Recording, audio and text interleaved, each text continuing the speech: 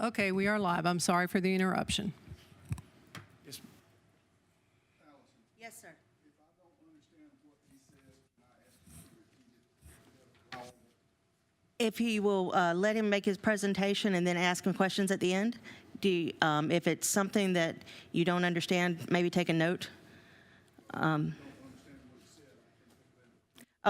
sorry. You mean you can't hear it, or? Okay. Maybe I need to slow down too. Okay. Yeah. Slow down. Is there a way to? I'm going to increase the room volume. I'll answer all your questions. I'm kind of nervous. There's a lot of people. Yes, ma'am. Y'all hear me now? Yes, sir. Okay. Without, and can I go? You just keep going. Camp Encounter is a campground for children and for youth groups and people to go through marital counselings and things like that. It's not going to be a campground open up to people, and I'm going to let Adam talk to you about that. You'll see what kind of man Adam is by his. Oh, thank you. That we're getting on the screen. Good job. Encounter will offer camp for children and youth groups chaperoned by adults.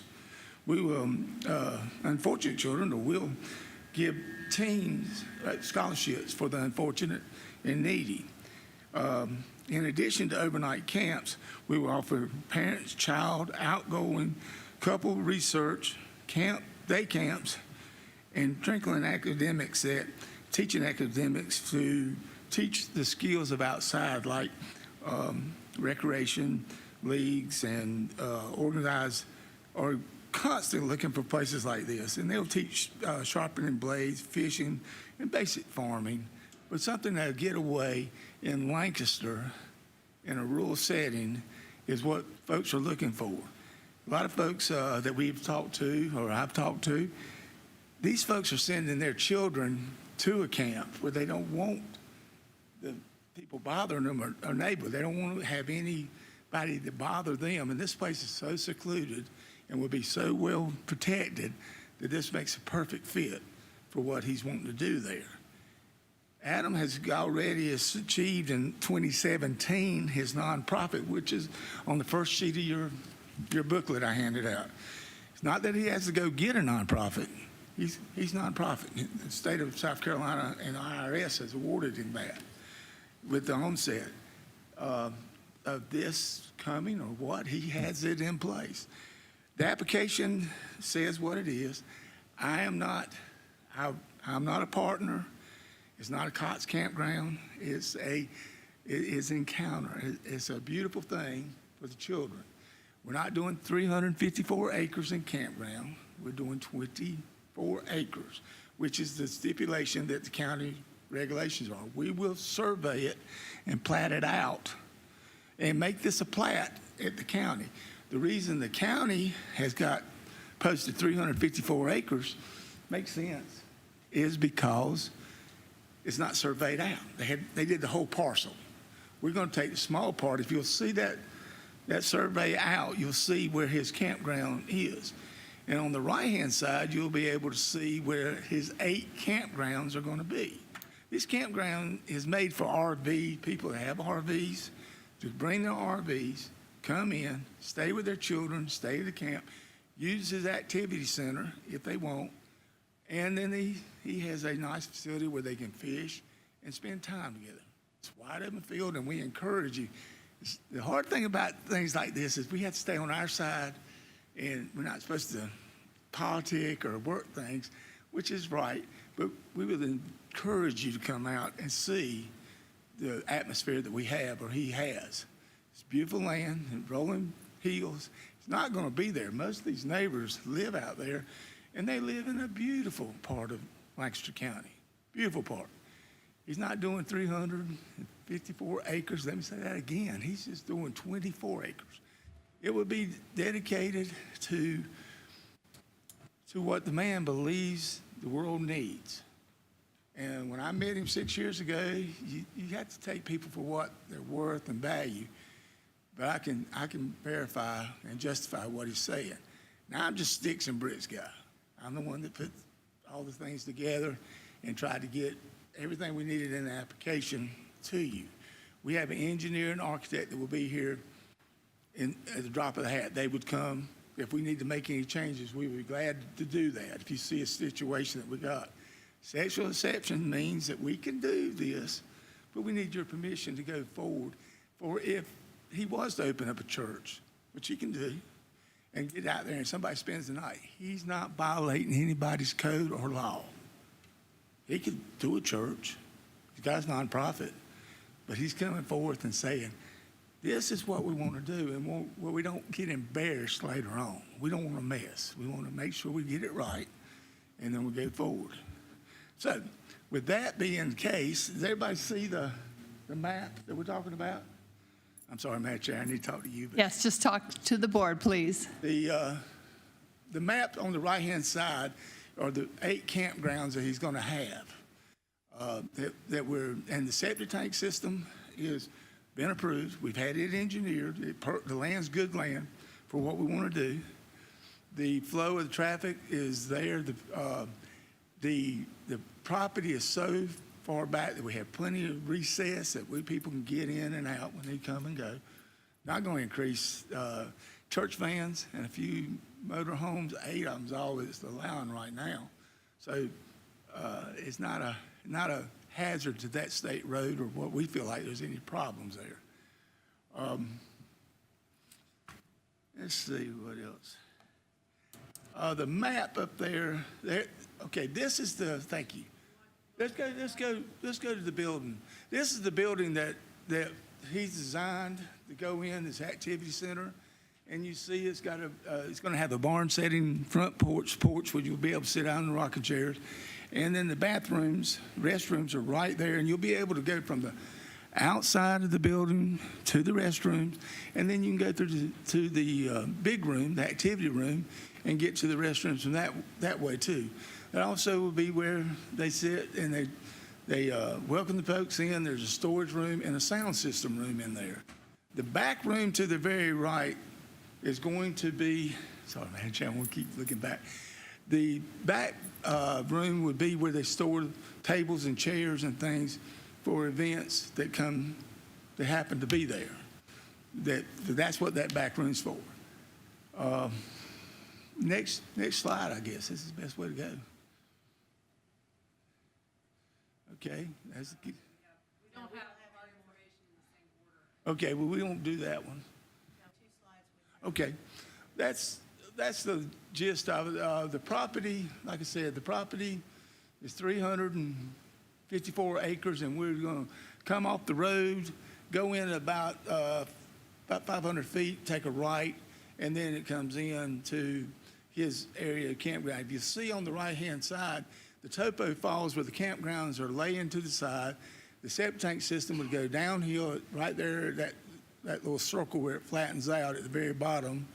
And there's a nice pond on the right-hand side. There's a pond there that has got a beautiful, beautiful cross and beautiful benches. It's a beautiful place. It's very nice, very nice. He's already, that's where Adam's at. He's a very spiritual man.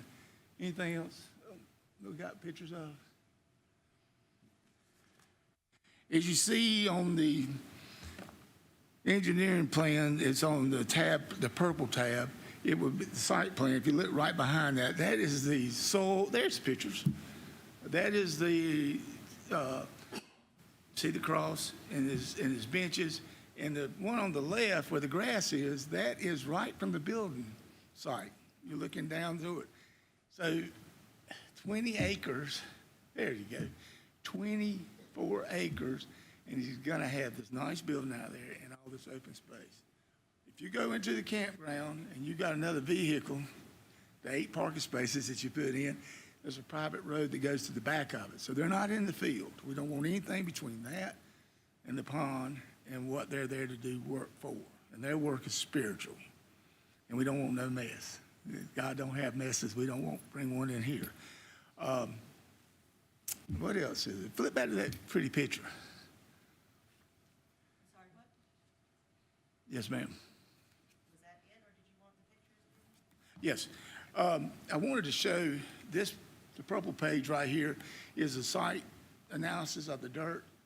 And it's on the purple page, and it's been engineered for the septic tank system and sealed. All these drawings that you have are certified and sealed. There's not anybody that's not certified. So these sealed drawings says that it can handle the septic tank, it can handle the facility for the people that will be there. That was the main thing, because the county hasn't got there yet. I'm sure these folks behind us would love to have some go through their land or two. And then the back page is the picture of the building, of my contract, my $2 million worth of general liability insurance, and as a design builder, I think this is a good plan for Lancaster County and for the community. Now, I'd like to introduce you to Adam and let him answer any questions, Madam Chair. Is that the way we want to do this? Let Adam speak now. If he would like to speak with part of the application, and then the public can have questions afterwards. Mr., the Adam that he's referring to is one of the applicants. Is that what we're talking about, bringing him up? Just making sure? The applicant. Yeah. I'm sure you have questions. I'm a hired hand. We will probably not have questions at this point. First, we will have your application, and then we will have the public comments, and then we will have questions regarding the application. Okay, thank you, Madam Chair. Is there any questions while I'm here? Does anyone have any questions on what's been presented so far? No, we're fine. If you have signed up to speak. Do you want the staff presentation before the public? Okay, I have other speakers here. Okay, if you've got other speakers, that's Oh. fine, just as long as staff gets to make their presentation. I was going to do the, has a site check been made by staff, and then is that okay? Okay, sure. Or would you prefer to do it now? No, we'll do it however you'd like to do it. I'm Okay, flexible. all right, thank you. All right, if you have signed up to speak, I'll call your name, and please come forward, and also give your name, address, and phone number, and you'll be sworn in. And this is only a time to give factual information or factual documentation on the application. Stephanie Weiss.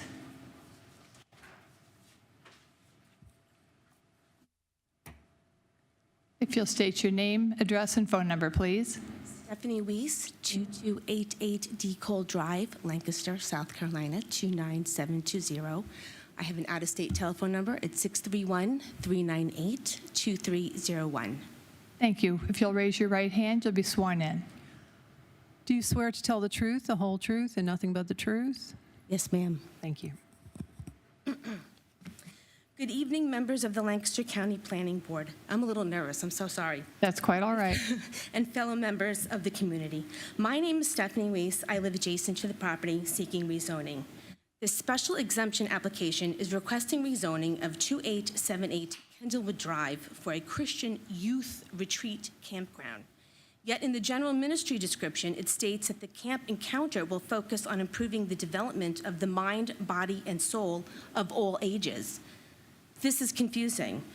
I'm wondering which it is, youth or all ages? Camp Encounter's application states minimal impact to neighbors. How is this possible?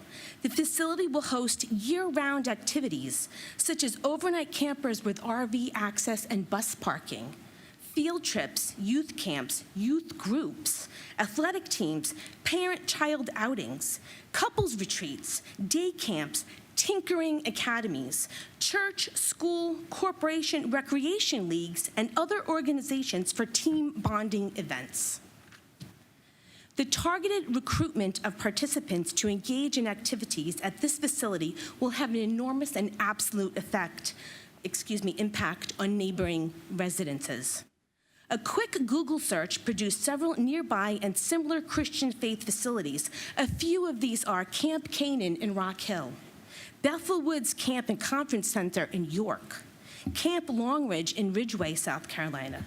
There is not a demand or a need for this facility in this community. Alarmingly, there is already an active website advertising services and activities that this property is not yet zoned for. Please look it up. It's spirit1st.com. This facility will cause a constant and never-ending stream of vehicles and people entering this quiet and peaceful place that we call home. Thank you. Thank you very much.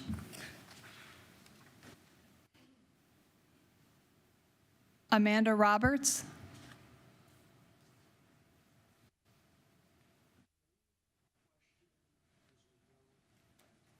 No. All right, Amanda Roberts, 4722 Billy Holly Road, Kershaw, South Carolina 29067. You need a phone number too? 803-320-0436. You'll raise your right hand. Thank you. Do you swear to tell the truth, the whole truth, and nothing but the truth? I do. Thank you. All right, I am just here to just make everyone aware that this piece of property is on one of our high-hazard flood control lakes here in the county. The county is our funding source for maintaining the structure. So remember, 5 flood control lakes were built here in the county. 4 of them are protecting the city of Lancaster from flooding, and 1 is protecting the town of Kershaw. So this is site 7 that this is being built on. It is upstream of the dam itself, but remember that it is supposed to hold flood water, let it out in a controlled fashion, and it goes downstream. And that's all I wanted to say tonight. Thank you. Thanks.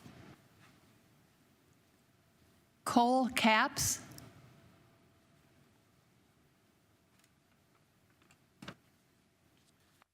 My name is Cole Capps. I live at 2300 DeCole Drive, Lancaster, South Carolina. My phone number is out of state, 704-222-0064. Raise your right hand. Thank you. Do you swear to tell the truth, the whole truth, and nothing but the truth? I do.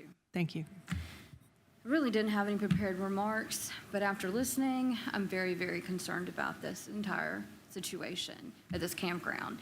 I did do a little bit of research before I came, and I'm already very concerned because I do know that this was submitted in 2021, September, and you already knew that this was submitted as a campground. That does concern me because you knew this, and I'm already pretty much prepared that you already are going to go ahead and rezone, which concerns me because my property values are probably going to go down, crashing down. And if I do want to sell my property at one point, it probably will be worth nothing now. I'm concerned because when I did research this, Spirit First, I can find nothing on them. When I do look it up, all I do find under his name is a t-shirt company and what seems to be some kind of DJ service. I cannot find any sort of church or anything else under Adam. What is it, Thomas? I believe his name is. I can't find anything else to find out where his ministry or what else he's done. I would like to know this information so that I know what he's bringing into the community, what this campground is supposed to support. When it says all ages, what is that going to bring into my community? What type of individuals? What is it going to be all night, all day? Is it going to be loud people? Is it going to be people coming into my yard? Who knows what's going to happen? I'm very concerned about this. I've seen this time of things come into other neighborhoods, and it hasn't been good. I know that this is happening also in Huntersville, where this kind of thing is happening, where they're bringing in a supposedly youth campground there, and it hasn't been good. I have seen it happen in Rock Hill, where there's campgrounds that have been for youth, and it hasn't been a good thing, where that has been a bad thing for the neighborhoods, and I'm just very concerned. Like I said, I have been researching. I cannot find information that I would like to find before I am comfortable with it, and I don't know where else to go other than this meeting, and what I heard here today does not alleviate my concerns personally. And that's where I would like to leave it. So thank you. Thank you. We usually don't comment before all the people have spoken, but I would like to caution that no one on this board has made any decision. We have to hear all the information, whether it's from staff, the applicant themselves, or people from the public, but I can assure you no decision has been made or discussed by the people on this board. Nicholas Albate. I apologize if I don't have that right. Hi, my name is Nicholas Albate. I live at 2288 D. Cole Drive. My phone number is 704-572-4127. Camp Encounter. If you'll raise your right hand to raise be your hand. sworn in. Sorry, I was ready to go. Do you swear to tell the truth, the whole truth, and nothing but the truth? Yes, ma'am. Thank you. Alrighty. Camp Encounter has new buildings posted on their website on the property. There was no, it's like a newer building, and there were no visible. Could you slow down a little Yeah, bit? I'm We're nervous. missing you. I'll give you an extra minute if you'll slow down. Okay. So on the website, there's a new building. Like there's a photo of the new building, and when we had purchased our property, we built buildings on our property, and building permits were required to be posted. There were no building permits posted at the entrance of the property. I looked on Old Farm Road, which is a neighboring road, and just around the property, and there were no building permits. I have photo evidence on my phone. I can show it to you guys if you needed. As said in the application, it said there will be minimal impact on the neighborhood. Allowing field trips, RVs, couples retreats will bring noise and unwanted traffic to disturb the residences and the neighbors. And the driveway, their driveway, it goes, it's a straight shot out onto Kenwood, as seen on the map. Like what it shows, like it's a straight shot, kind of out onto the road. And previous owners, like living there, or just people going in and out, they just shoot out of the driveway, and coming around the turn, like there's a turn right there, and coming around that turn can potentially cause a car accident. So the increase in traffic could potentially cause harm to the neighbors and residences. That's all I have to say. Thank you. Thank you very much. Rich Marcello.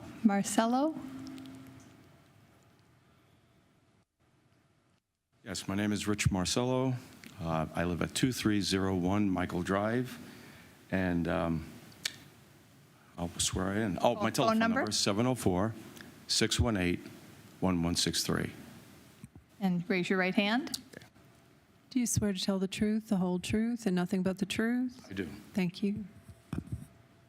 Yeah, my name is Rich Marcello. My wife Nancy and I live at 2301 Michael Drive in Lancaster. Our property borders Campbell Lake and does that of about 6 other property owners, including Spirit One Ministries. As followers of Christ, Nancy and I are in favor of a Christian campground in this area.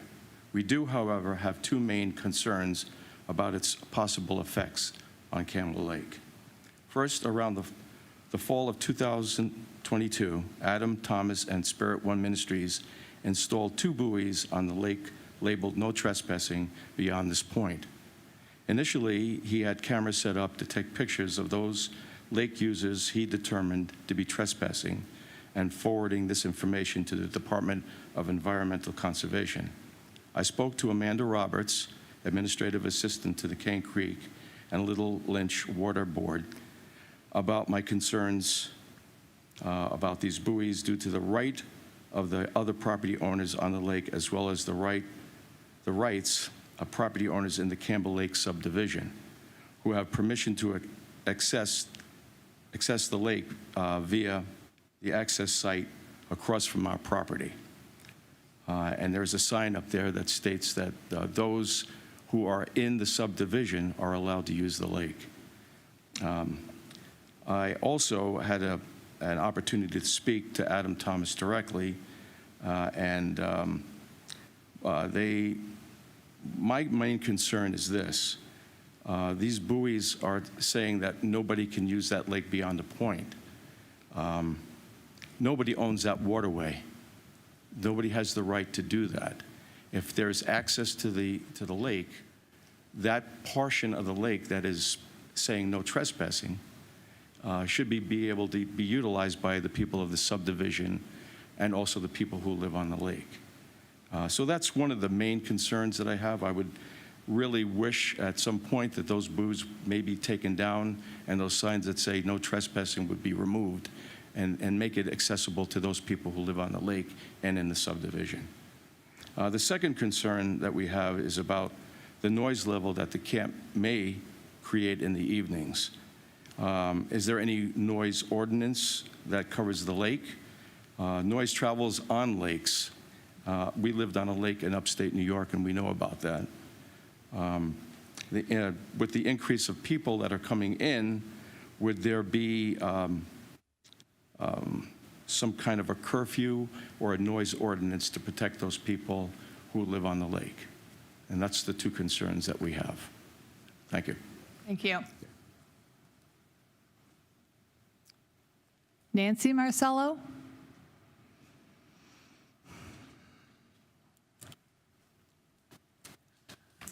I'm married to him, Nancy Marcello, 2301 Michael Drive, Lancaster, South Carolina, 29720. Phone is 803-285-7561. And if you'll raise your right hand. Yes. Do you swear to tell the truth, the whole truth, and nothing but the truth? Thank you. Okay, on Michael Drive intersects Kendallwood Drive, and I'm concerned about the condition of the whole length of Kendallwood from Potter Road to Shiloh Unity Road. At present, there's little traffic on it, as it's mainly used by the homeowners along it and the intersecting roads, their guests, and delivery vehicles. Should the campground be approved, there would be a greater influx of traffic. The entire road needs resurfacing at present, and it would probably degrade further with increased traffic, especially with heavier vehicles. And just question who would be responsible to repave the whole length of Kendallwood Drive. That's all. Thank you. Francis, I'm sorry, I can't make out the last name. Taylor? Thank you. Francis Taylor, please.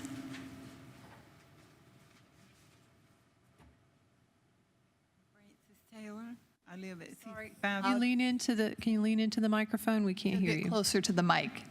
I am Frances Taylor. I live at 6539 Flat Creek Road, Kershaw, South Carolina, 29067. My phone number is 803-577-3910. And I own... You'll raise your hand, your right hand. Do you swear to tell the truth, the whole truth, and nothing but the truth? Yes, I do. Thank you. I own land on Camel Lake, and I had to leave opening for access for the people on Camel Lake to put their boats in and everything. And I have had trespassers from Kalamazoo and back, and I can't get rid of them. So if this is opened up, how many of those people are going to see this road over here and be coming down on my side anyway? And every time you go up there, you got 4 or 5 bags of trash you got to haul off. And just because this is going to be a Christian thing, what's going to keep the people from drinking and getting drunk on the lake and we having to put up with them? Them and their bottles and everything else. Okay. Okay. Thank you very much, Ms. Taylor. David Steele? Smith? Steele, I'm sorry. David Steele, 28210 Farm Road, Lancaster, South Carolina. Please raise your Phone hand. number 803-289-7888. and raise your right hand. Do you swear to tell the truth, the whole truth, and nothing but the truth? I do. Thank you. We're here tonight to make a judgment call to Mr. Thomas about his property and what he can do with it. I personally am not against him using his property for whatever is allowed by county and the ordinance therein, but I am concerned about a few things that influence our area. Our area itself is very poor quality as far as sewer systems. So if he was able to come up with that many sewer permits, I'm really impressed because it's hard to find them in our area, really hard. So I would like to make sure this zoning board, you also check the credentials and make sure, because that's something that really affects the whole community there. I'm not questioning whether or not they're approved. I just want to make sure they are adequate for what he's putting in, because the sewer septic tanks, a lot of time they'll seep to the top because it's very, very poor quality sewer septic tank system soil. And then also, I haven't heard anything addressed. We've heard no technicals on what's actually going in. We don't know where it is on the location of the property. I mean, there's no drawing showing the property. I don't know if it's 2 foot off my property line or way on the other side of the lake. We know nothing of that. There's no technicals came forward here other than a questionable thing. Can you do it or can you not do it? There's no reason. We don't know where the credentials come in. Who asked the questions about the details on it? Is he allowed just to go in and build whatever he wants after this meeting's over with? We'll be hearing from staff as soon as we finish with public comments. That might answer some of your questions. And also, I would like to request at that time, or you to request that we have buffer protection zones around the property line, something like 30, 50 foot, because we're a quiet neighborhood, and we don't object whatsoever to what's going on there. We approve it 100%. It's just got to be done where it doesn't influence the people that are already there in a detrimental way. Okay. If that can be addressed, we would appreciate it. All right. Thank you. Thank you very much. Bill Glassberg.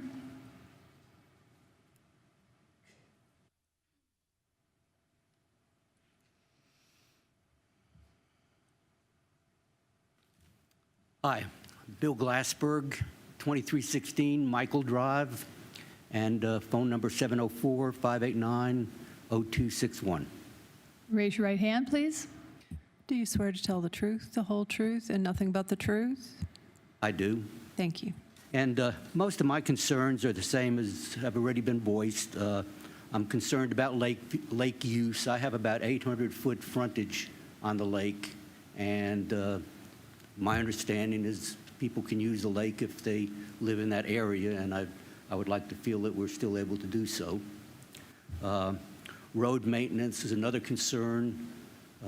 Kendallwood Drive will have a lot of traffic on it as a result of that. I'd like to see, if this does go through, I'd like to see where either they could build a road in from Shiloh Unity to come into the campground, or if they could limit traffic coming in just from Shiloh Unity into Kendallwood and not from the other end of Kendallwood where it'll impact so many homes and traffic. The other thing would be, I'd be interested to know if anything is being built on the cove that I live at. So I'd really like to see some kind of a diagram of the lake itself as relates to the campground and any buildings or campsites that are put on it.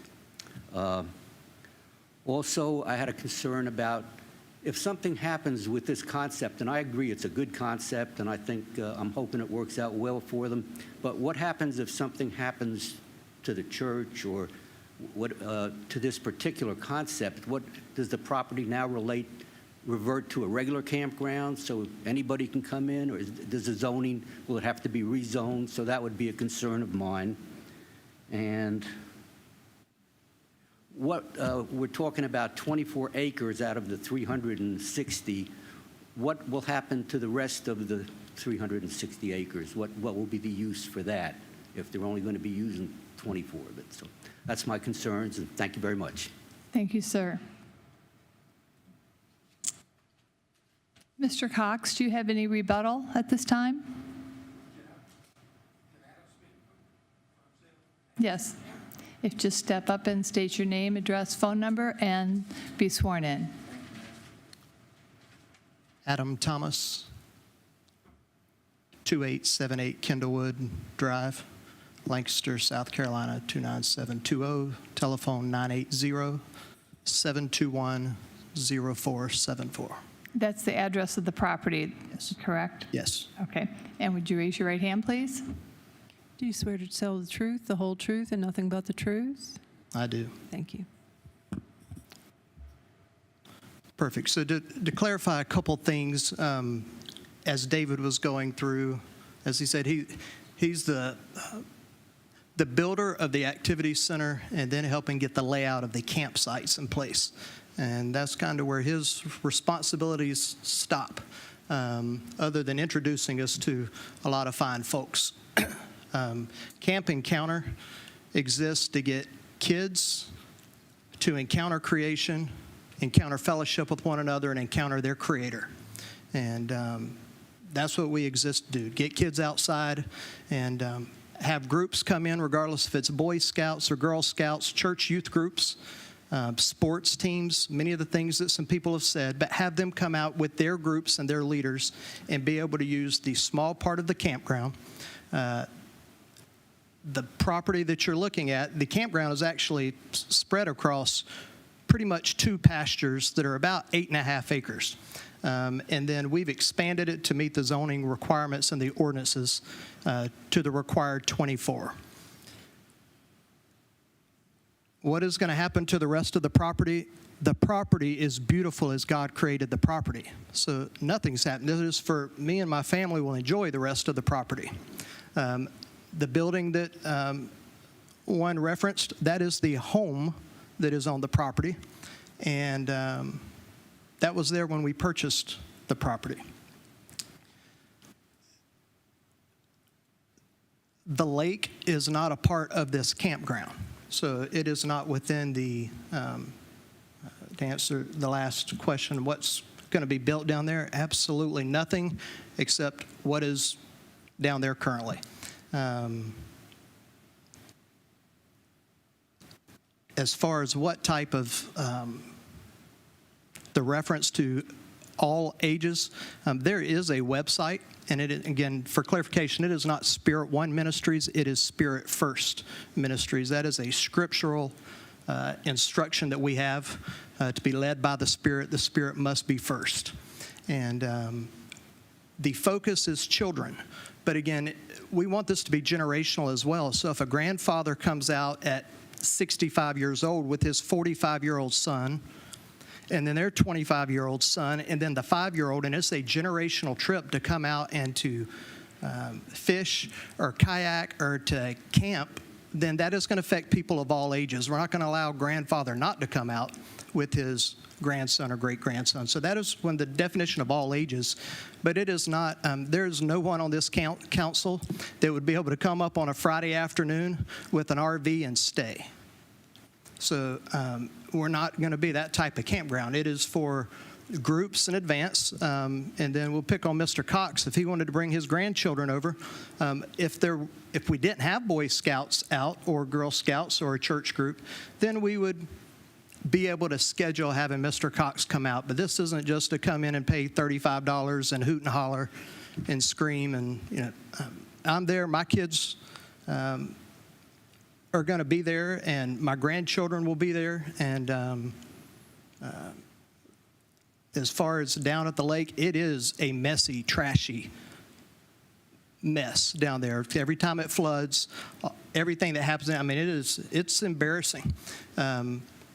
But we have groups that are coming out to clean that up. And they're cleaning it up on my property. And, of course, I won't trespass anybody's property, but I'll call Mr. Glassberg and ask, hey, I've got a group of 20 or 30 people coming out to clean up. Would you like us to clean around your edge as well? And if he says, stay off my property, then we will honor that request.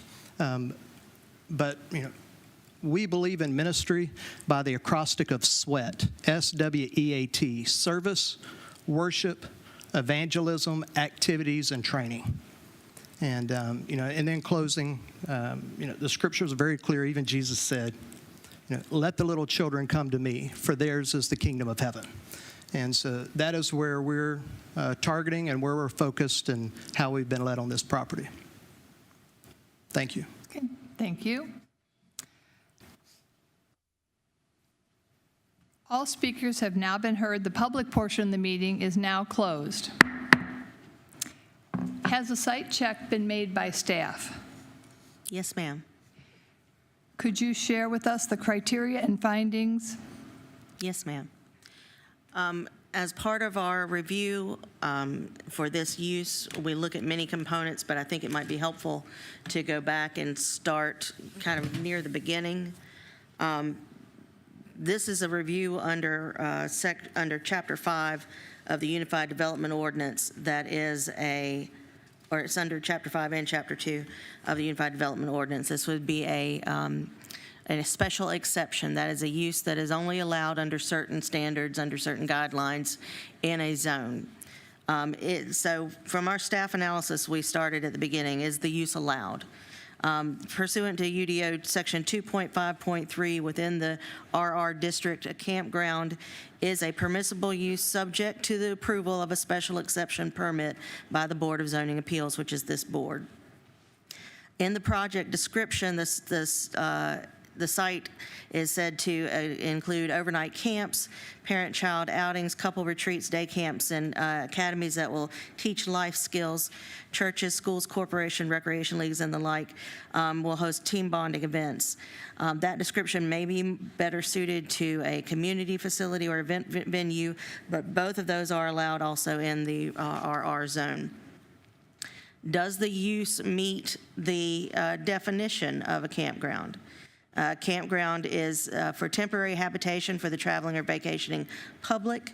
And one of the notes that we have on the application is that the application does not indicate a time frame or a limitation on stays. In your recommendations for this, if you were to make a recommendation, we would recommend that that become part of your motion because we need that to meet the definition of a short-term or a intermittent temporary habitation. And are there specific requirements for the use? Absolutely. In order to have a campground, the special exception rules say that there are certain guidance you have to meet. And there is a list in your staff report. I will go over most of the issues. I won't go line by line, but there are several issues that have been met by the site plan proposed and several that haven't.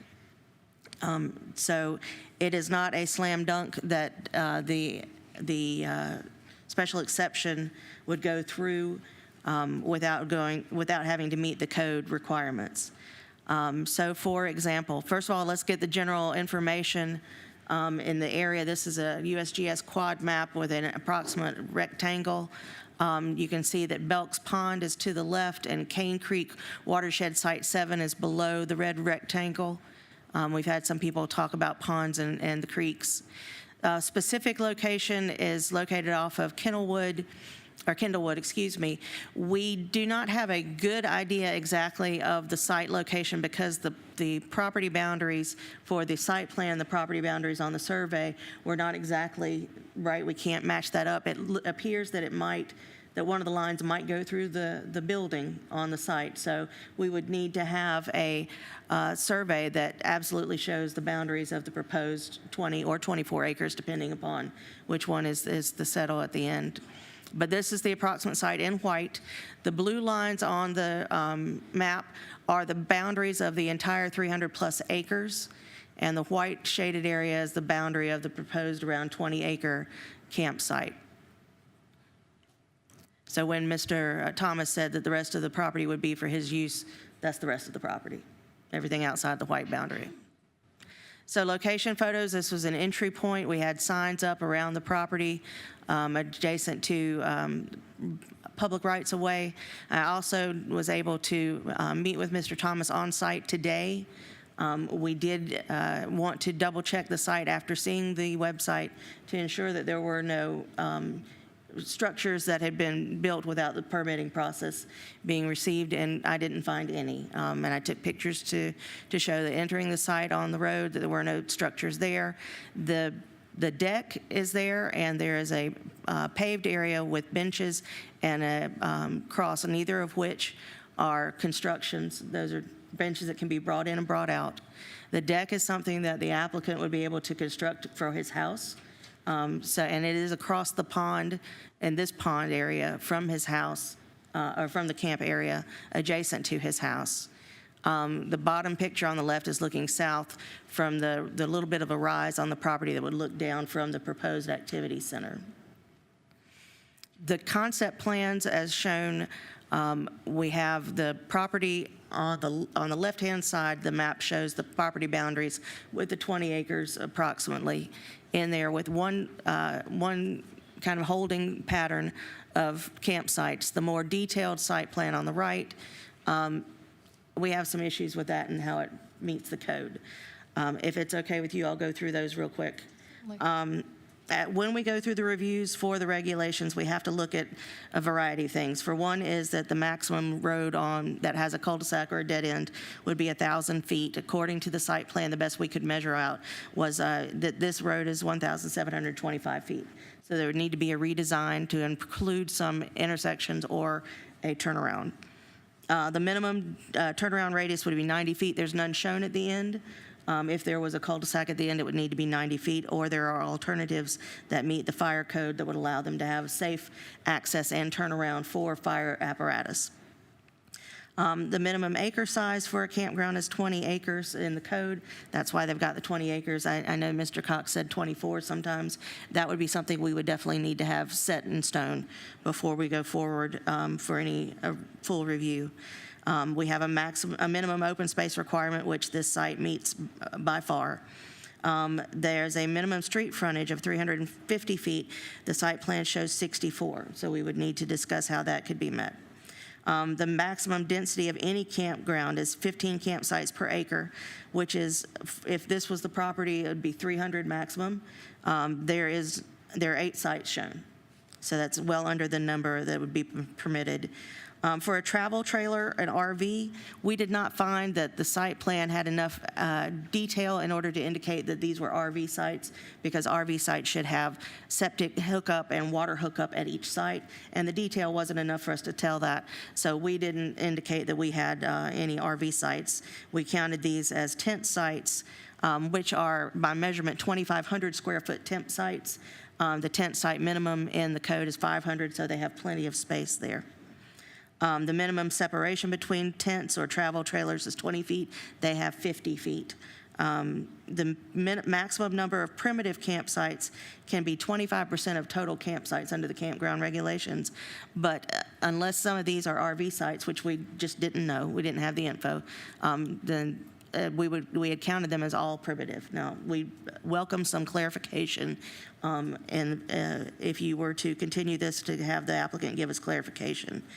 The minimum water and sewer hookups were 1 per 15 campsites or trailers. We didn't see any on the plans. The minimum garbage containers is 1 per 15, again, not seen on the plan. And the minimum service buildings, which is bathroom and shower, was the clarity was not there for us. The activity center does have bathrooms in it, but not showers in the plan that we reviewed. So it would not qualify as a service building. And the service building distance between campsites and the service building has to be a maximum of 350 feet. It has to be less than that. And the first 3 sites meet that, but the next 5 don't, or 5 don't. And as for off-street parking, it's 1 per, it falls under a lodging category for parking purposes.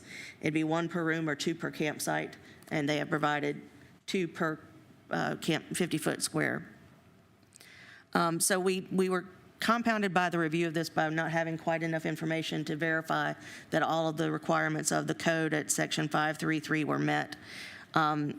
We are also compounded in that we didn't have enough to know about the site, the water and sewer in the area. We have, since this report has been written, we have verified with Lancaster Water and Sewer that water is available in the area.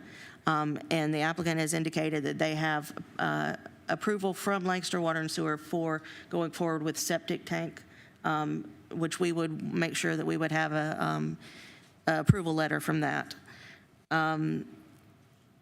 And then the easement that was mentioned, that Lancaster Soil and Water Conservation District has an easement.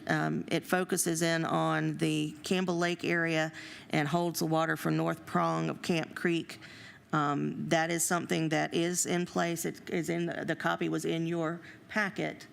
But the easement does say that there's open space. It's holding for flood, but it also says that the property owner will be able to use the property. So this will be something where, if you do continue it, we would recommend continue it so we can get our legal team to look at those 2 statements and help us work on that one.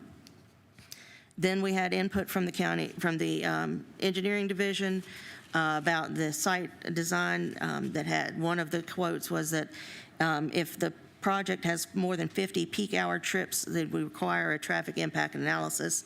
A traffic impact analysis would estimate how much traffic would be generated by the application, or if it's built out, and then based on that count, would make recommendations on, it also measures the traffic on the roads around the use. And based on that, it would end up with recommendations of if there were additional lanes that would be required, if there were additional turnoffs that would be required, or if there weren't any, depending upon the traffic counts for those areas. Those have to be done by traffic engineers and certified by engineers, and we would receive them and review them. The fire marshal had a couple of comments about the distance between the building and the roadway, which could be met with some redesigning. And we put all of the comments that were outstanding in your report, because if you decide today that you want to recommend approval, there are some things that really have to get addressed first, because the site plan as it's presented today does not meet the code. It has the potential with some work, but it doesn't meet the code today. So your options from us are approve, deny, continue, or conditional approval. And when I say approve, we would staunchly recommend that if there is a motion to approve, that it does include all of the conditions that staff has indicated. I apologize, I didn't go forward to the rest of it. The structural concepts there. This is the building that has the bathrooms but not showers. The review comments from the city engineer, those would be part of our recommendation, that those be addressed either in the interim time to allow the applicant time to meet them, or as part of the condition. The fire marshal comments about the turnaround and the fire access. This is all in your report. The Lancaster Soil and Water Conservation District. We had one question as to whether this easement was recorded, and it was. It was recorded in 1967, and the book and page is listed in your report and also on the screen here, so that we know that it is a recorded easement. These are the 7 criteria that you, as a board, use to evaluate applications. Do you go over that, or do I? Whichever I was. Apologies. This is my first BZA meeting. I'm an interim director, been here 3 months. So, hi, thank you. You are welcome. That was going to be the next thing, if you would like to go over the criteria and findings of fact. Sure. So the proposed special exception, when the board evaluates it, they'll evaluate the special exception that it conforms to the character of the neighborhood, considering the location, type, and height of buildings or structures, and the type or extent of landscaping on the site. Oh, I'm sorry. May I back up? You may. There were several questions or comments from the public that I have answers for, if I can do that. Yes, absolutely. All right. So someone asked about buffers.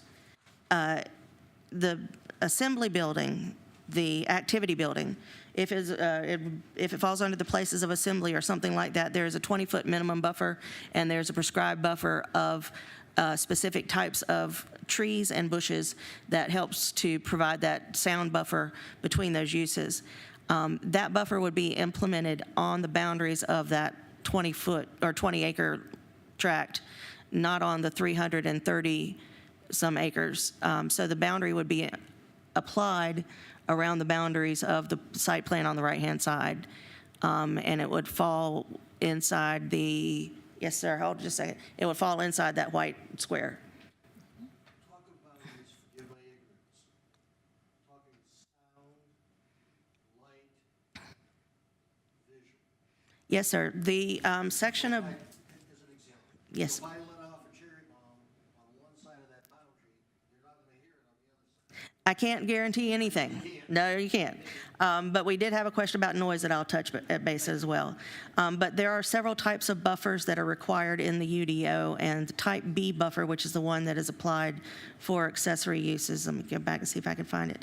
That it is, it requires evergreen trees and evergreen shrubs, different heights and different thicknesses, depending upon where it's located.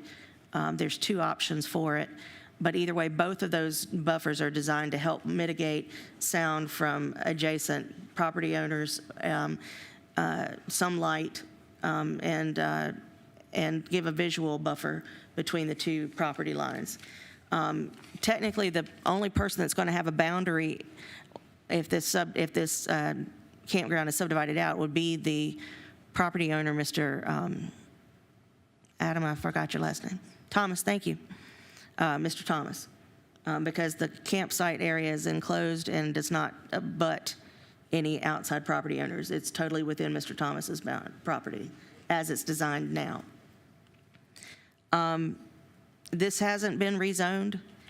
This hearing is not about a rezoning. This is about a special exception that has been allowed and is allowed on neighboring properties as well. If you have property that's zoned the same as, which is rural residential, this is an option that would be available to you as well. Who would be responsible for repaving? Kendallwood Road is a state road, so if the DOT in their review of this application indicated that repaving would be required, we would work with the DOT to figure out how that applies to the applicant. I'm sorry for interrupting, but when you're talking about repaving, there's one slide that shows the sign for a public hearing notice. What road is this? That is Kendallwood, and that's a state road. It's owned by the state. Thank you. Yeah. And then the lake boundaries, Mr. Thomas's property does go down into Campbell Lake. I'm a floodplain manager, 20 years of the CFM. I do know property lines can go through waters, but waters of the U.S. are a little bit different. One thing I have not checked on this is to whether that lake is considered waters of the U.S. and the public trust doctrine applies to it, or if it's considered totally private. Even with, if it's public waters of the U.S., there's access points that have to be available, but that is one thing I'd like to be able to say to you with clarity, whether this is waters of the U.S. or not. It's a whole different rule and thing. Considering that the Soil and Water District had to get an easement to make sure they had access to it, I tend to think that that is not the case, but I'd rather not assume. I'd rather absolutely look it up and be able to tell you that. Thank you for letting me go backwards and answer those. So the staff comments stand. We did a full evaluation on the site plan as we had it. If it could meet the code today, it cannot. The 7 criteria used to evaluate the proposed special exception conforming to the character of the neighborhood, location, type, and height of buildings and structures, and the type, extent of landscaping on the site. That the adequate measures will be taken to provide ingress and egress designed to minimize traffic hazards and to minimize traffic congestion on the public roads. So we'd have to look at the point of entry and how that's designed. That adequate utilities, water, sewer, drainage, electric, et cetera, are available for the proposed use. We're missing a letter from the Water and Sewer Division on the septic, but the site already has power. It already has water available to it, and we would review the site for drainage as the road and the like are being designed. That the proposed use will not be noxious or offensive by reason of vibration, noise, odor, dust, smoke, or gas. There was a question about noise ordinance. We do have a noise ordinance in Lancaster County. It is enforced by the Sheriff's Office. It's in our general code, not in our Unified Development Ordinance, so it's not something zoning would address, but the Sheriff's Office would.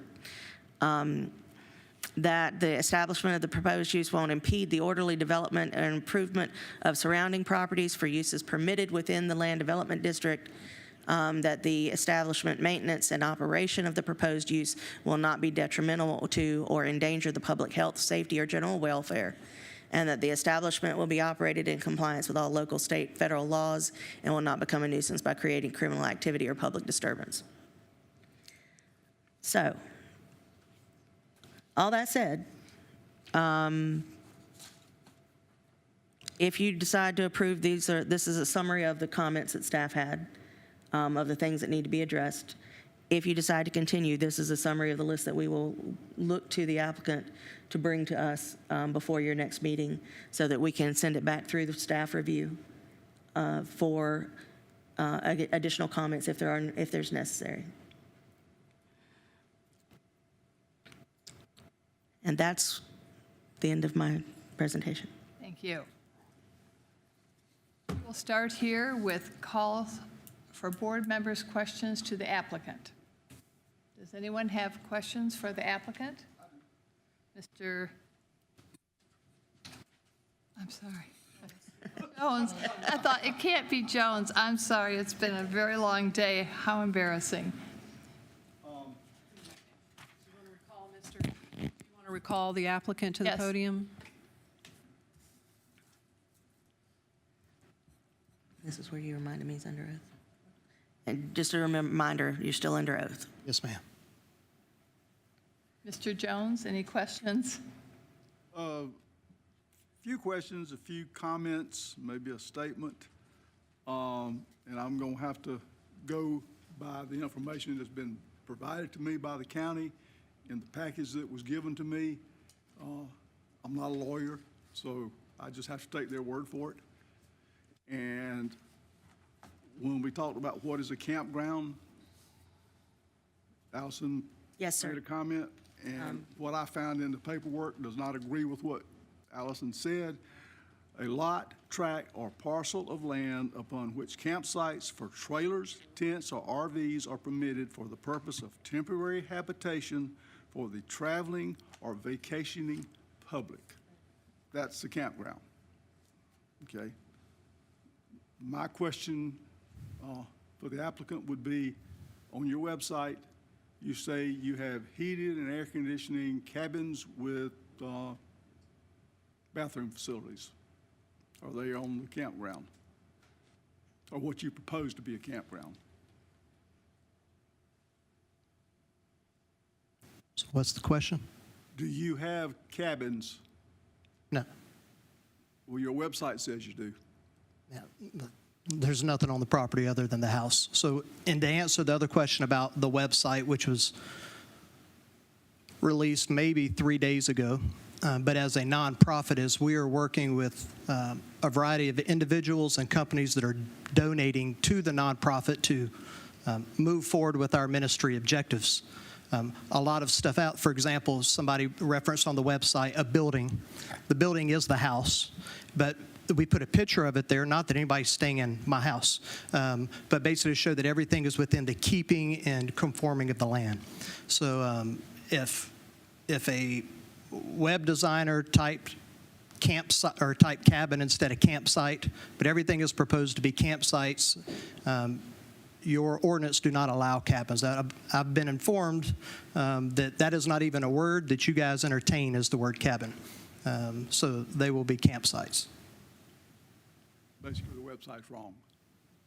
That's possible. I'm not looking at it, so I take your word at it. Anybody else see that? Yes. Yeah. They can Sure. confirm it says that, okay?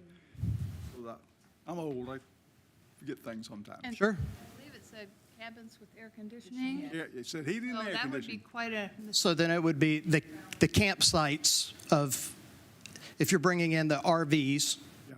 right, that they have bathrooms and heating and air conditioning. Because basically we're communicating to donors, not to your church group or your athletic group that may want to come in and use the jet. We don't have that to offer yet. So we're basically reaching out to potential donors in the community and explaining what we would be offering. Okay, and you talk about the things that are going to be available for your visitors. And once again, I'm going to the website, okay? Yes. That's the only place I had to find, and it goes from environmental education, forest ecology, animal ecology, ponds and streams, garden connections, outdoor living. I don't even know what, I can't even pronounce that one. Skip that one. Geology, field botany, web of life, archery, low ropes course, canoeing, fishing, clay shooting, 24 acres. With a whole bunch of kids roaming around? No, clay shooting would be, if you were bringing your son out, that would, no, we would never offer clay shooting to a bunch of children attending at a camp. But again, it's what we're showing. We also will not offer dendrology training, which is the study of trees. and habitat to everybody that comes to it. But if you were coming out with your grandson and wanted to teach them archery and or to shoot clays, you would have that ability to do on a one-on-one basis with me or another individual there with them. So you are going to allow shooting on a site that's Not during any type of camps. That's not any part of the campground. That would be part of on a different part of the property. And the potential would be subject to the code, and I don't believe the code allows it as a business opportunity in that district. like I said, this is Right, no, I get it. counter, I'm just going Sure. by what I found. Looking at the floor plan of the building you propose, there's a number on there of 294 people. I don't know where that number came from. Yeah, I'm guessing that came from the engineer putting some capacity number on there. And you've got, and I don't have the building plan right in front of me, but I don't think the number of bathrooms you have is going to handle 294 people. Well, I agree. And I also agree that with 8 campsites, 294 people will never be in that facility. I was gonna say- Yeah, so that'll be, yeah, that, 24 acres, and you talk about 294 people just in the activity building, plus all the other things that you have outside. You're talking about hundreds of people.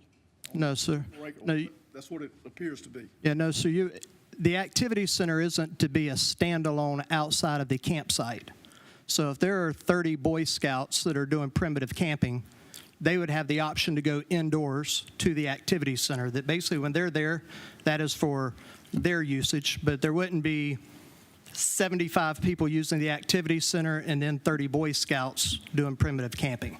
So everything is basically would be based on that group's usage of the property. So there won't be Boy Scouts and Girl Scouts going on at the same time. There won't be a baseball group and a church group going on at the same time. So if there are 50 campers, just for a number, then that is what would be using any part of the campground would be the 50. How is we are, as a board, going to assure ourselves that that's going to be the limit? There's not going to be multiple groups out there doing multiple things. I understand you're a good man, you're an honest man, but somebody calls up to make reservations and they want to use it. Somebody else calls up and wants to make reservations. They want to use it for this.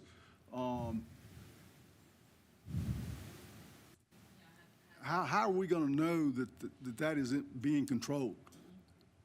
We won't have the opportunity because the use is allowed, and other than the short-term staying definition,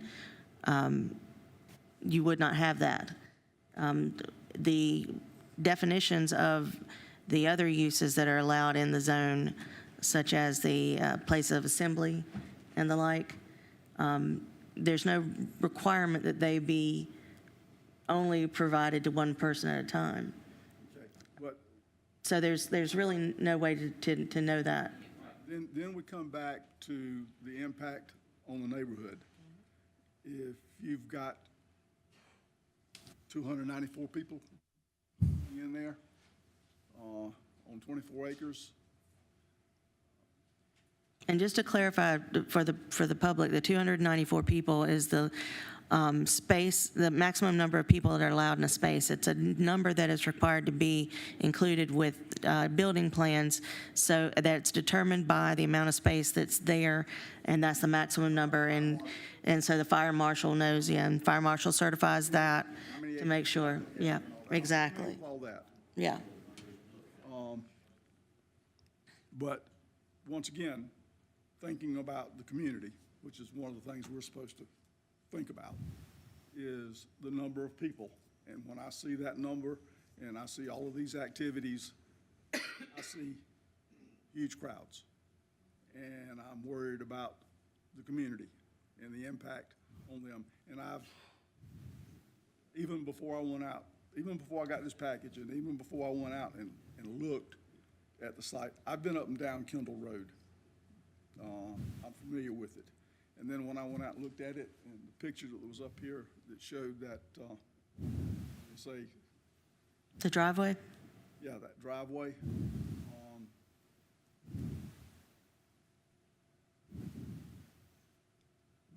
Is there any way to assure that that section of road from Shiloh Unity to where your gate is, that's where people are, going to be traveling into your campground? And that section of road is horrible. Quite candid. And it's any way to ensure that something's going to be done to that so that the local residents who go in and out don't end up even with a worse situation than they've got now? Well, the one thing we can't do is tell people in the state of South Carolina they can't go on a state road. But what we can do is if we think that this would generate 50 more car uses, tips it over into the traffic impact analysis. The traffic impact analysis would then come out with recommendations of what improvements need to be made to the access point on the road, and that would include the state roads.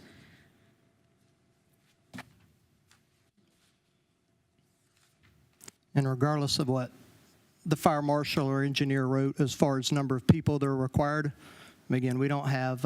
It's not required, it's allowed. That we do not have 80 campsites or 50 campsites. They are few, intentional, so we can be very focused at service and ministry and reaching out. And so if there were 30 or 40 campsites, but when I hear the number 50, I'm like, there's never going to be 50 vehicle trips up and down that road. You have 8 campsites, is that correct? On that drawing? I think on that sketch plan there are... 8? Yes, there are 8. I believe there are 8 on that sketch plan. Are those defined at this point in time, or are they going to be primitive RVs?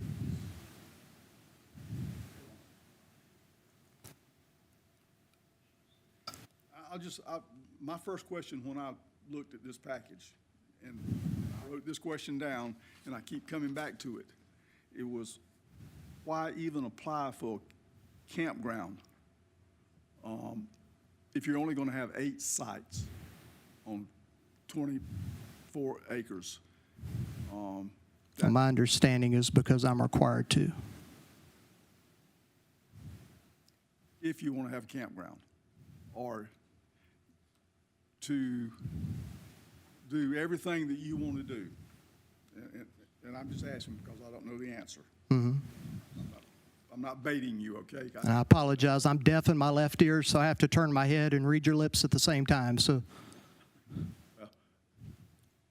notice I've got hearing aids on, so I can appreciate that.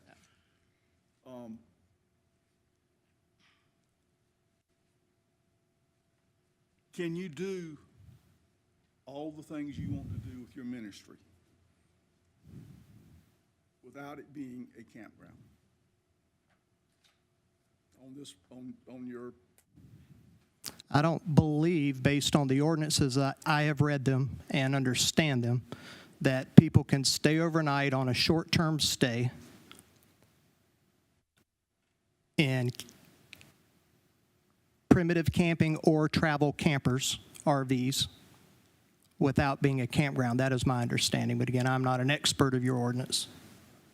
And like I said, I was just, you're really not going to put, if you've got 8 campsites, they don't really add a lot of value, at least to me, what you're trying to accomplish. And I basically am asking, why go through all this special exemption for a campground for 8 campsites if you don't really need a campground? Just asking. May I help interpret the question? May you help? I'm going to try and help interpret the question. Absolutely. Are you asking the applicant if he can do the camp activities without an overnight stay? Is that the root of the question? Yes. No. I'm sorry, how long would the stays have to be for them to benefit from what? Well, typical, like a fall retreat would typically be a weekend, right, where they're coming in after school on a Friday and they're leaving Sunday after a service or after lunch, Sunday and heading home. But during the summer, those could be 3-day camps or 4-day camps. So a 5-day camp would be a long one, but I could see potentially Boy Scouts contacting us to use it for the week, but they may bring in use 3 days at a time for different groups. So bring in the younger boys for 3 days and then the next group of boys, because again, we're not situated to house 180 kids at the campsites. And most campsites are commercial, and they're in it to make money. And I know you're in a different situation, but have you had one of these firms, and there's a lot of them, what capacity rate are you projecting for your camp encounter to have on average? Are you expecting to have 10 or 15 people at a time, or are you expecting to have 75 people? Well, I think I could probably, again, we've not done it yet, so I've not been able to talk to either of you about any of your children, grandchildren, or church groups or anybody coming out. So I think really the answer there is what is a maximum, right? And as we're going across 8 campsites as they are, is there room to do another campsite? There's room to do another campsite. But I can't imagine doing more than 10 campsites. But doing even mobile campsites, it's expensive, right? So to individuals, maybe it's not, but when you're doing 8 of something, it gets expensive really quickly. And so the number per campsite would be 10 to 12 youth with 2 chaperones. Right? Being able to be within a campsite. So if we're take 8 to 10 youth and we take that across 80, then I think the maximum capacity there would be 75 to 80 youth. And then there would be potentially another 10 chaperones / adults on the site. But that's at maximum. I could see a lot of camps going on with 8. I was going to say, are you talking about 10 to 12 kids in one RV with 2 adults? Yes, but we're not thinking of an RV the way people are thinking that they go to Lakewood or Ocean Lakes and they're dragging their tag-along trailer RV. So one of our partners and donors is Camping World. And so one of the things that they're looking at doing is basically creating their larger scale campers and gutting it to make a bunkhouse out of it. And then it would have bathrooms in the back potentially, right? And then it would be a bunkhouse to sleep 6 to 8. Please, audience, please do not speak. Continue. And that wouldn't be there on our site. They would basically have it, and then they would bring it in from Concord or from Myrtle Beach. And there's one other camping ground I can't think off the top of the next closest one out is. But that's one of the things Mr. Lamonis is looking at doing. And so, but no, I can't. I've had an RV and a camper. No, I wouldn't put 8. I wouldn't put 8 kids. I didn't want to put 2 of my kids in my RV with me. So, but if you came out with your RV, if you were a Boy Scout leader, and you were going to have your child and 2 or 3 of his friends because they have sensory disorders or something and they can't be in the tent, we would have the hookup for them so they could hook straight up as an RV to one of the sites. And they'd get signed to a certain, and then the other kids would set tents up around their RV or on the additional sites, depending on how their chaperone situation worked. Going back to your comment about your donors having a gutted vehicle or camper there, would that camper be there permanently? No. Or would they bring it in and out? Yes, ma'am. And at what intervals would they bring it in and out? Well, we may not need it for a month. We may not need it for 2 months. But if your group came in and you needed a place for 8 kids to sleep in a camper, then they would bring that in. Kind of similar to big events when counties and municipalities bring in not porta-johns, but those rolling trailers that have 8 bathrooms in them that are much nicer than being in a porta-potty for everybody to use. Just that same type thing. I mean, stuff in 2023 is really custom and really nice. And I have a question for staff. Can nice porta potties be brought in instead of having a certain amount of toilet facilities?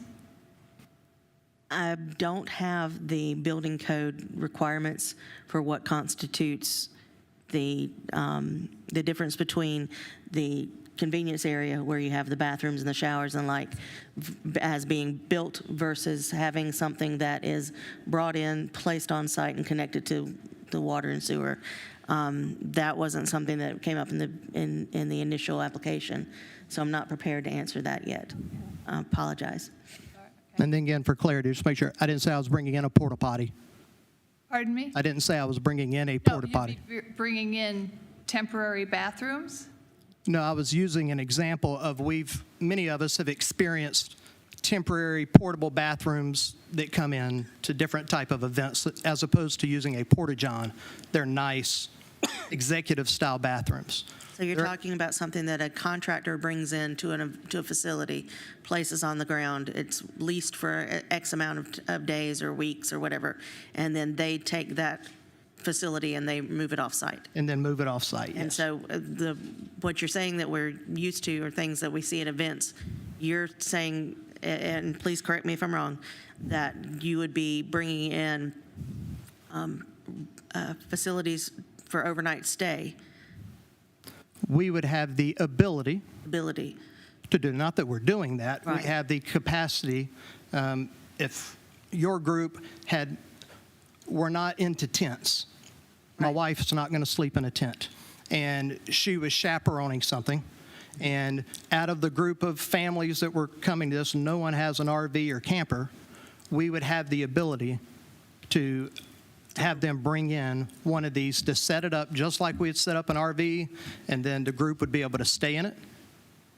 And But then this they would be more structured like a bunkhouse yes, rather with than an bunk beds. RV with the way that we can conceptually. That's right. The way we think of an RV, just think of it hollowed out, and then obviously with nice walls and everything else, but not gutted down to the core of the metal. That's what I wanted to make sure I understood. Now, that kind of thing, we would absolutely need to run through the definition to make sure that it met the criteria of an RV. If it comes up as more like a tiny house, it may be under different regulation.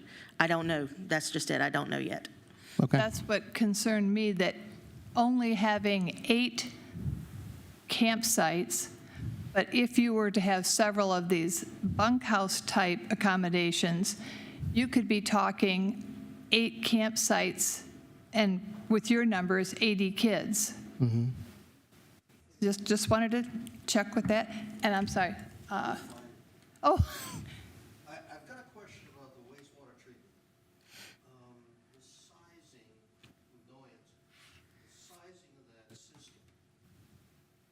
Good that it worked. So that's good stuff. But does that only apply to the building? Is question one. I know what it's like to do primitive camping with a few dotted people. I've got to assume that does not mean me going out behind a pine tree and et cetera. So what provisions in the wastewater treatment, is that for the building only? Does that include 90 kids spread across the campsites? And I'm raising that only as a issue. I can help you with the code on that. The code would require the comfort stations within 350 feet of any, of all the campsites. Those comfort stations would have to have sink, hand washing facilities, toilet facilities, and shower facilities. Again, I don't know yet whether a mobile facility would qualify for that or not, because we just haven't looked into that. If it's constructed, it would have to have those items. It would have to be accessible by the road and by the fire department. It has to be within the amount of camps, and it would have to be sized such that it would meet the maximum capacity that is intended on here. So we see 8 campsites. My son is an Eagle Scout, my husband's an Eagle Scout, and unfortunately, I've had to primitive camp with them. I understand there's nothing in the code that allows you to go out and dig a hole for a campground to use as your restroom facility. It's public health and safety issues galore. So maybe somewhere else, but not here. So that is something that would have to be met. With this plan, for instance, the 8 campsites, we would take the math about how much each campsite would hold. We would multiply that by that. We would take the capacity for attendance at the activity center, add that together, and we would look for the plan to have enough facilities to accommodate that number of people. And that could be broken up from the activity center and other spaces. Yeah. If I understand correctly, that's a potential site for the wastewater treatment. That part I'm not quite sure. I don't know where I picked that up somewhere. The septic tank percolation, or maybe the testing materials that came with your packet may be one of those. But we would defer to the Lancaster Water Sewer, or DHEC, excuse me, for the septic tank field discussion, because they'll be involved in certifying those. Mr. Tom, go right ahead. Absolutely, please. So I think that becomes part of we'd like to have you guys go back to the drawing. I think something, as far as going back to the drawing board, instead of talking hypotheticals for a moment, as has been noted, the facilities have to be 350 feet or less. And we don't have that with the last 5.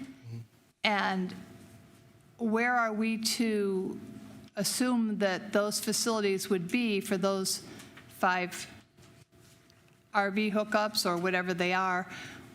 Since they're not here, where would they be?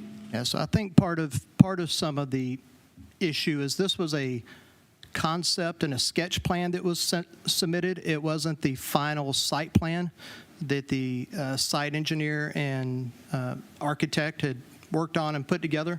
And so there's some clear adjustments that the staff has brought forth that need to be addressed. But I think even things like the road and where the T's are, when she used those terms of 1,000 feet for whatever her terminology was, that's already accounted for. It's not in this plan, but it'll be in the site plan. And so if you offer a continuance, I would ask for 30 days for that is more than enough time for us to get all of that stuff addressed and get it back over to the staff for you to review. We can have many more questions, but I think that's the first time we've addressed that I don't think we have enough information here to make any informed decision. If you look at page 68 that we got, and down under recommendations, it said, regarding whether the plan meets the UDO requirements, staff's review shows several gaps in the application as presented. The following would need to be achieved in order for the use to be approvable, which means we can't vote on it today. Is that what your statement means, Allison? No, sir. You can always vote on something, whether you vote to approve conditional or deny. You can always vote. And if you want to continue the item or defer it to the next meeting so that the applicant would have time to answer those comments that staff brought up, that is absolutely in your purview. You're the board. And I'm just staff giving opinions. I think I know where we're going, but I'm trying to make this a learning experience for me. Excuse me. I haven't been doing this for 20 years, so there's always new questions. Yes. So you're saying even with this statement in here, that it is unapprovable? As it sits, This board could actually vote to approve it? we don't recommend that You don't at recommend- all. If you voted to approve it, they would have the right to come back to us and continue to come back to us until it meets the site plans, but we would not be able to stamp it okay to go forward with the construction until it met all of those requirements. Okay. We don't recommend that course of action. We recommend that you have something that's approvable when you give the approval for the special exception. Because otherwise it puts staff and the applicant in the position to be back and forth and back and forth and back and forth for goodness knows how long. If they have something if they have improvements that can be brought to the site plan, we're definitely open to reviewing them. We're definitely open to giving them more comments back and forth as much as needed. We will not recommend a full approval until we are close enough to a point where there might be one or two things that staff would be able to check off on a list. Everybody would be happy to know I've hit my last yellow sticky. I don't have any No, more yellow you- stickies to Go right ahead. so, I have a question. Yes. I have a question. Yes, for thank you. Staff or also for the applicant. As was noted, that the definition of a campground is for travelers or vacationers. Is it fair to say if I call you up and say I have relatives traveling through, can they stay at your campground tonight? Would they be allowed to stay for a few days at your campground? We may not have vacancy for them. If you had vacancy? Or would they be turned away?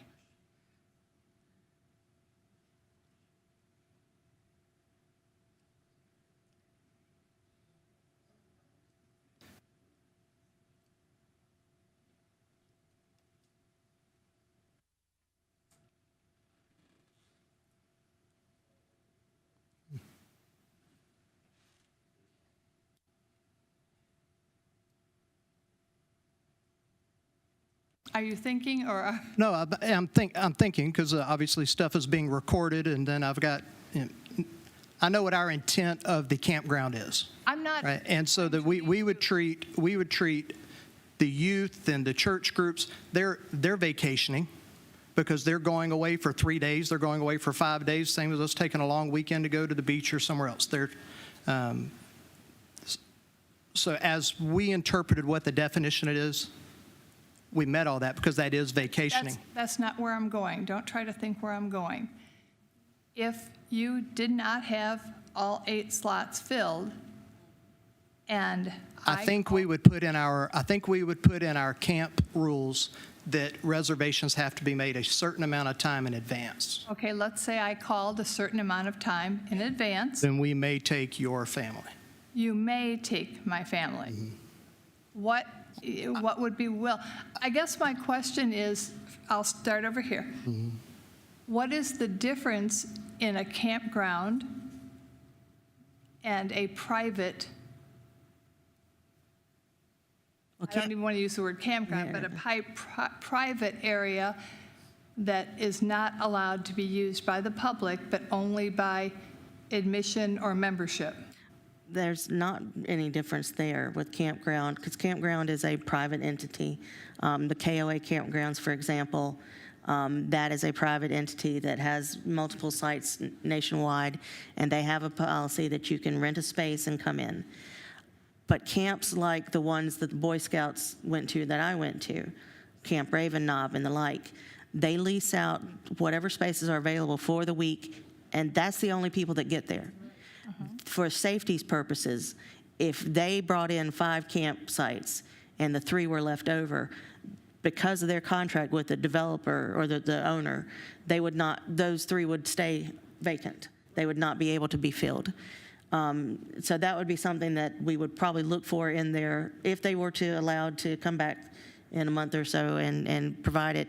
One of the recommendations we had in there was addressing in the handbook, or a handbook, about how they would record who comes in and record that information, what the policies would be for cleaning the facilities and the like, because those are things that are tied to the code.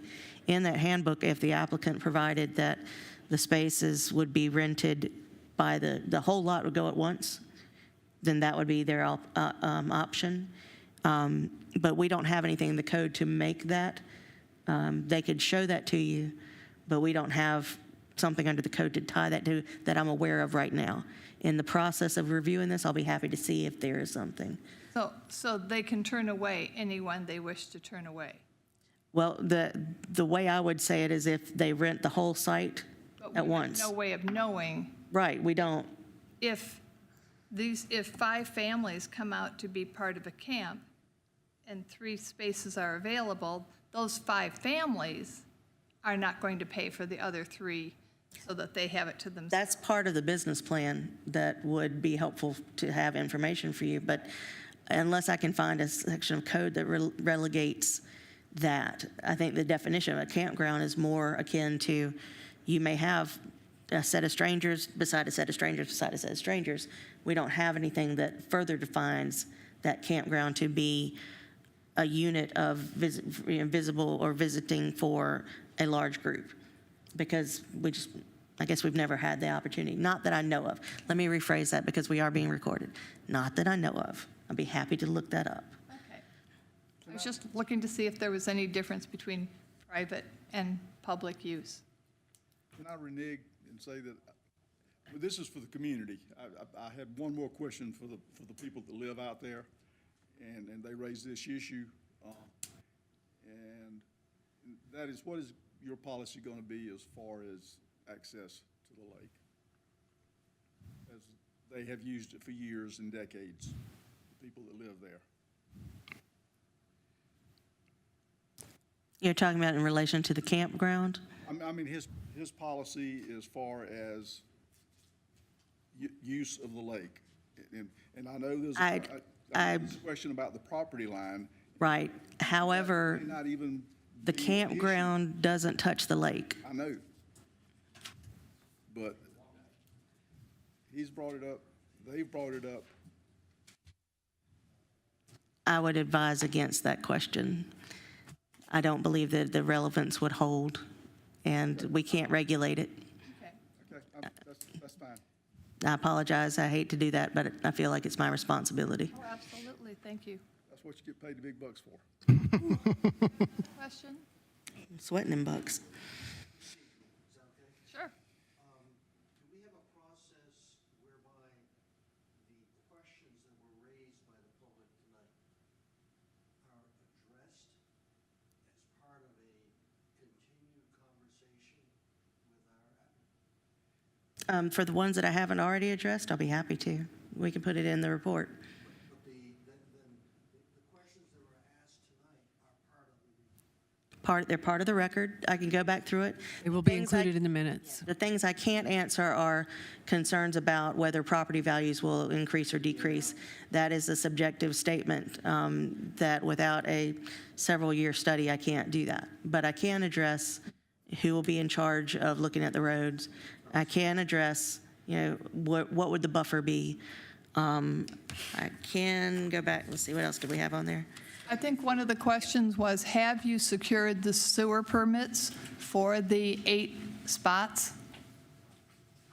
My understanding is that they are secured and sealed. You need to come up to the mic, Yeah. Mr. Cox. The building was labeled for the people that could fit in the building, go in the building just like back here, how many people could be in this room. That's what that building is, for the building officials to come in, whether it's sprinkled, not sprinkled, things that we go, assembly, we go. I met with the engineer on the soils report. They went out and found right down the road there, which is in your report, of his certification that is approved by DHEC and certified by DHEC that it's approved to go forward. We had the engineer do it. Now, it has to be submitted. One other thing while I'm here, and then we'll come back. The property line goes through the house because we haven't surveyed this off the plat it for the property to be there. There's no sense in him spending money to plat off the acreage if it's not going to be allowed. So we drew, this is 24 acres, 20 acres. 24 is what we were shooting at and going through. So we're going to survey it off, and we have to submit that, the bill. And then I have to, as a builder, have to submit the architect drawings and everything we're asking about at the building code for me to get a permit for us to construct that building. The sewer laterals that go to the 8 buildings should have shown it.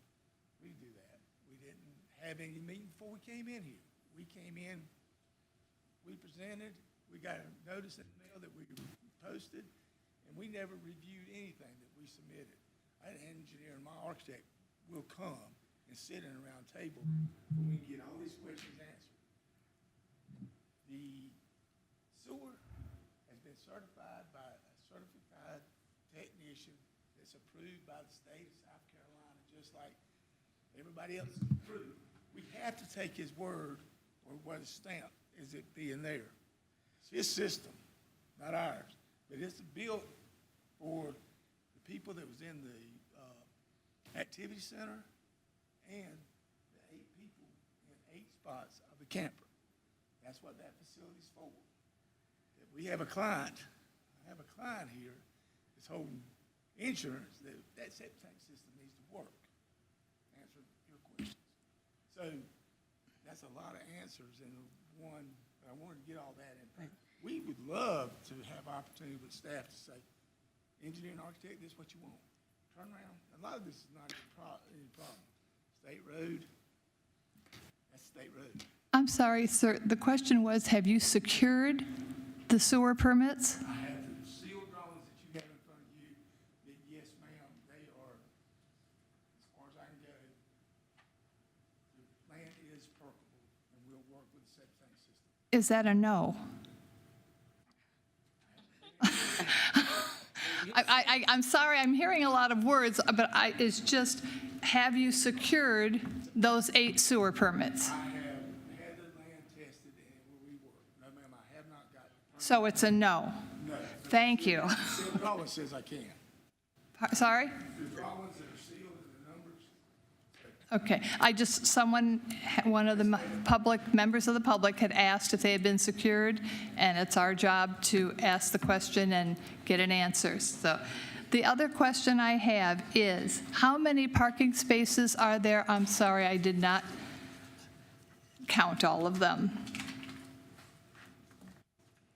Do you know offhand? 50. 50 parking spaces?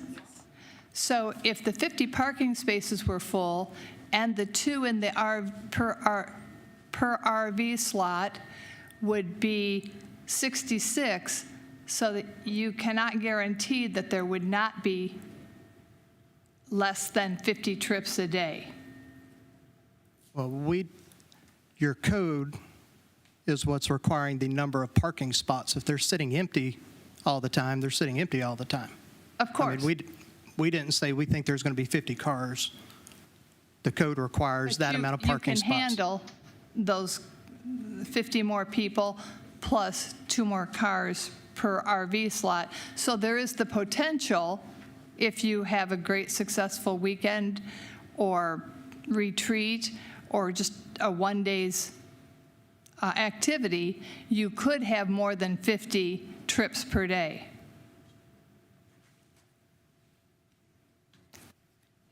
If those parking spots that were required were full, you could set, but those parking spots can't be full Why? based on the number of sites that we're proposing. But you're going to have daytime things, aren't you, where people can come out for the day and take classes? Your programs aren't limited to only overnight stays. I don't see how you could possibly be sustainable if you only did overnight stays. You're correct. We will have field trips that would come out, but if a bus comes out with a group of first graders, that is going to be one bus and a couple of parents. Right, but that if are you the have team chaperones. building events, for instance, corporate events, which you have alluded to. Yes. So you do have the possibility, I'm not saying the probability, but you do have the possibility and the availability for at least 66 cars. And if you have successful events, which good for you that you could do that to be more sustainable. I'm just getting to that 50 number for the cutoff for the traffic impact study. You could have a successful event and have 66 trips per day. Well, based on what you said, we could have 66 trips a day, on a day, but not per day. Okay, Not on every a day. day, but- Right, not every day, but I think that traffic studies are not necessarily just done on the days you don't have people, but they take your peak so they can actually find out what kind of impact the traffic is going to have on the surrounding area. Yes, and from the information that we've received and looked into, I believe confidently that this has a low impact use. Again, I'm not a developer wanting to go, I mean, I've got a home on the property, right? I'm up and down Kendallwood as much as anybody's up and down Kendallwood. And I see what everybody sees, right? And I don't want to do anything that affects my home value, my property value, or a neighbor's property value. But what I do want to do is provide an environment that beautiful land that's there, that kids have an opportunity to come out and not just come out for a day trip, but come out and have an overnight camp experience at Camp Encounter. And it's our job to make sure that that happens without being detrimental to anyone else Understood. in the area. So excuse us if our questions are probing, but it's our job. That's what you're here for. Thank you. Any questions? Just a comment. Things probably have changed. When I went to those camps, you went out there and got your kids. True? No, sorry. I'm trying to take it to this. You have 80 Boy Scouts out there doing the camping. Some come in the bus. How many of them get picked up by their parents or dropped off by their parents? And that's, I'm not expecting an answer, just Right. raising the issue. Right. So I think that 50, 67, whatever we're talking about is a guess, as is mine. Could I offer this, just for suggestion on that? When the church groups and the youth groups come in, they pack up on the Fridays in one bus and come, the main thing is to bring them together. Parents will come visit, or they may not come. And maybe their children may be there for a weekend, leave on Sunday before they get home at church and sing the song they know. That's kind of, it'd be more than just single car vehicles coming to this facility. I'm showing my age. Me too. And I'm sorry, I asked this question before, but about the showers being 350 feet from the building, if we ask you to come back, how are you going to rectify that with the facilities being 350 feet or less from every campsite? I believe we have the ability to build an accessory structure based on the ordinance, and if we need to put in the site plan to address the issue, a bathhouse in the middle of the row of campsites, there's no harm in that.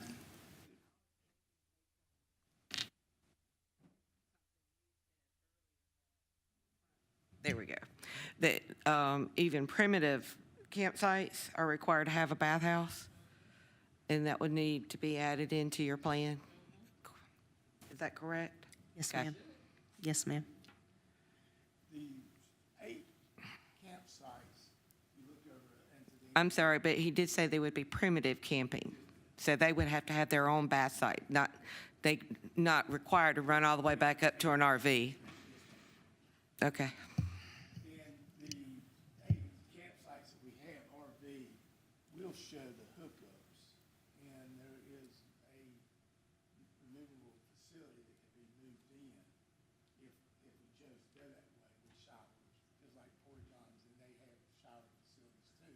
If you don't build a structure, but if you take that 8 campsites and draw a straight line, that's right down this to the septic tank system that's being designed. I'm sorry, I'm confused, staff. Wouldn't that accessory bathhouse have to be in place before they open, not something they could bring in? The way that I understand it, then yes, it has to be there, but one of the things I don't know is that this links back to the discussion we had earlier about whether the building code would accept something that is brought in and placed on the ground and serves that purpose, or if it has to be stick-built from the beginning. That's the one of those things I need to look up. Because forgive me for being a doubting Thomas, but there's not county staff that can run out every weekend, count how many people are there, and see if it's been brought in, because I'm sure you'd be surprised that someone would try to sneak one by us and say, well, not you, but bring one in whenever we have that, and then after the fact, there's nothing that can be done. So we would definitely need to know how that would work before we could even consider it.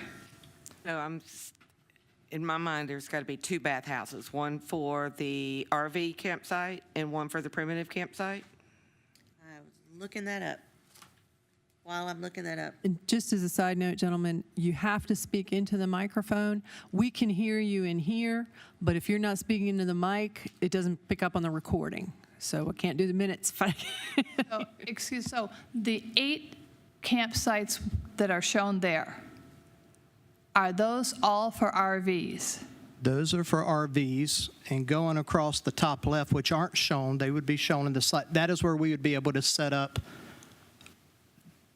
diagonally off the bottom right corner of that activity center is where we have proposed where we would set up our primitive sites.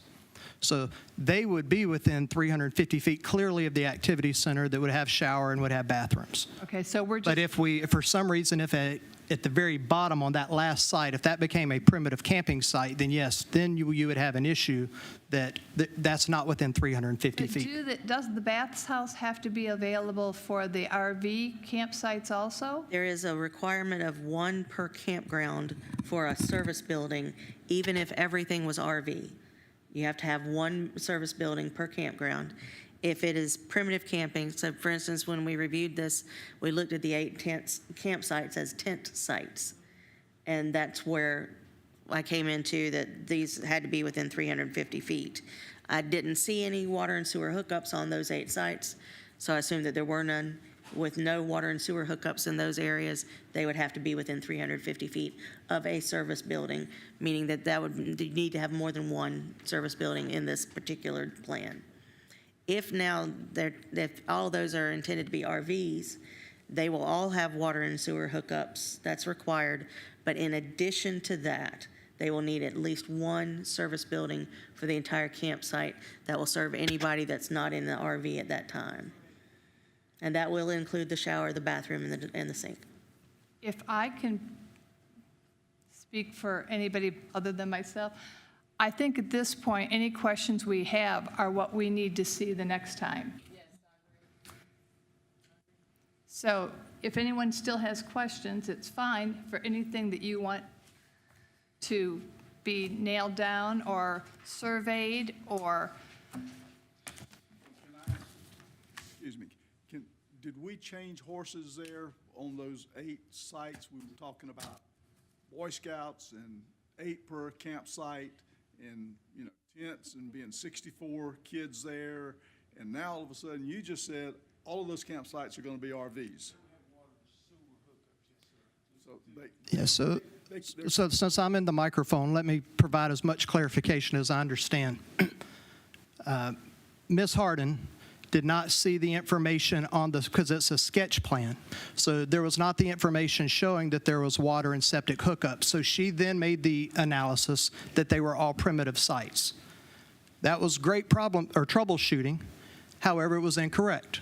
They are RV sites, and our detailed site plan would actually provide the water sewer connections that she needs to see to justify them as a RV site. Right? So as she's giving her summary, which was absolutely accurate as I heard it, for the information that she had. And I think that we're at such a disadvantage here because we're looking at something that's kind of a fluid sketch plan, preliminary. Let's see if we can get approval, then go back and get. I promise you on the behalf of all of us, I wish, or I would have liked for us to have been notified, hey, we need the full site plan. I just received a letter to come for a hearing. I mean, So that's. wait, when you submitted this, did you not think we would have these type of questions? Well, my understanding is that we would meet with staff first to go over everything and to address all issues. That was what I was told would happen. And so in fairness, Mr. Cox did meet with staff in November, in December, in January, and I think again in February. And the site plan that we've got now is the result of those meetings. We didn't have any additional changes, so we had to review what we had. And we've taken it through tech review as part of this process. It brings up a point I want to quickly make is that the special exception permit, when the BZA issues a special exception, that means that the applicant could then go forward and apply for it. It just says they have the right to go forward and achieve that permit. Typically, you don't need as much site detail as a site plan. However, this one had so much lacking that it was, and this is my decision, that I decided that it needed to go through a more thorough review for me and my part so that I could fully explain to you what needs to change in order for this to become permittable. That way you could make a decision that if all the criteria of the 7 criteria are met, that you knew that there were some technical things that definitely had to be addressed before we could get to something that we could recommend conditional approval on. That was the process that we went through with this review. And I know, am I on now? Yes, ma'am. Okay. Francis, you weren't here the last time that we did this, and you weren't here either. So, and it was a learning curve that he can give us a better picture of what it needs, but it's going to be up to South Carolina DOT. It's going to be up to DHEC. Everything, as far as septic, the roads, if he has to put in turning lanes for the, I don't know which way the road runs, but he may have to have a turning lanes going both ways. All of that stuff will be dictated by them. It's just really up to us to say, okay, we think it's a good idea, let's go forward, pretty much. Right, it's got enough space, it's got enough potential. There are questions that we have that we feel comfortable with the answers. And the technical details of the road and things like that, there are codes in place that we have to meet, and that was the chart that I gave you. These are things that we have to see. Before we go any further, I'd like to make a motion, please. That's up to your chairman. I was just going to say, since this is a hybrid that we have not seen, I think that's why there are so many more questions.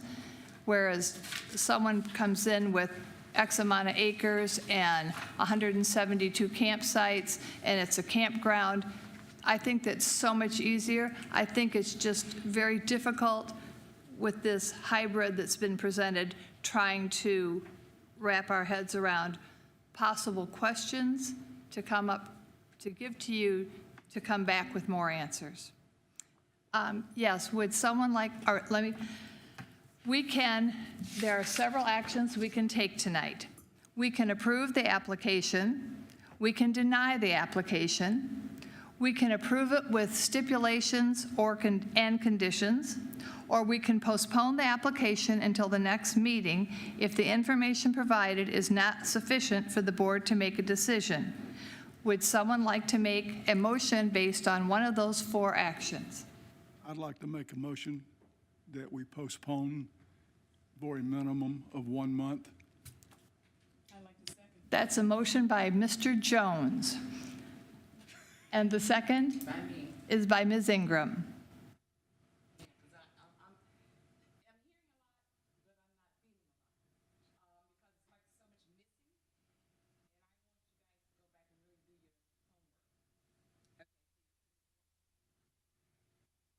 Are you wanting to put conditions on there? Is that what you say? You're wanting to see a new site plan or what?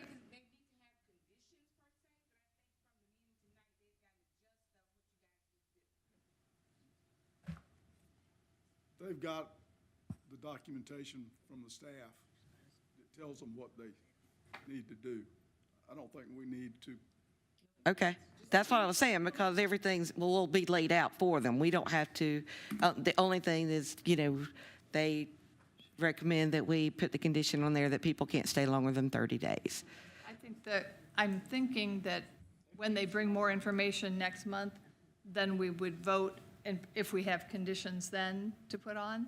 When we did this last time, there was a postponement till next time, but that was it. We came back and we voted yes or no. I think it was a much different situation than we. No, same thing. Actually, we did put conditions on it last time. We did put some conditions, that's why I'm asking. Yeah, but You mean It hasn't been built, but approve or when you ask them to come back? now you get in the Robert's Rules of Order and where you make a motion first or whether you make the amendment as. So I have that. Yeah. This so- motion is debatable, which you're doing. And it can be amended by a motion to amend that can come from anyone at the table. And then that motion would have to be voted on. Then you go back to the motion itself. So if there are amendments, first of all, if the party that made the motion or party that made the second wants to withdraw their support for the motion so that you can discuss more what you need to tell them to come back, that's an option. If you want to amend your report, but only the 2 people, the person that made the motion and the second, could revoke that. I think we need more discussion on about what you're expecting next time we come back. You cannot amend the motion. Until they withdraw it. I'm sorry, sir, your first night. I was thinking that, I'm going to say, I'm standing pat with the hand I'm holding. okay, Okay, so the motion is that they want to defer it to the next month, and the second was for that. Just to clarify for the record. and then before we vote, You may entertain a motion to amend that if someone has if someone wants to make an amendment. oh, you're saying only they could Only they could withdraw withdraw. their support. I stand corrected, sir, now that we know that they don't choose to. There you go. So, but what I would like to say is, I think that there's, just before you amend, that I think staff has noted, hopefully, all of the questions that we have had that we don't feel were answered. So I think we have a pretty clear path of what we want to see, but I could stand corrected. I've been wrong once before. Yeah, because with theirs, we just come back next month and vote yes or no. Like I said, I still feel this is a very different situation. We don't know what we're really dealing with. I was stopped by the attorney. Said we had to vote. Well, unfortunately, we don't have our attorney, which is very, That's what I'm saying. very, It'll be a yes or a no vote next time we come back. so.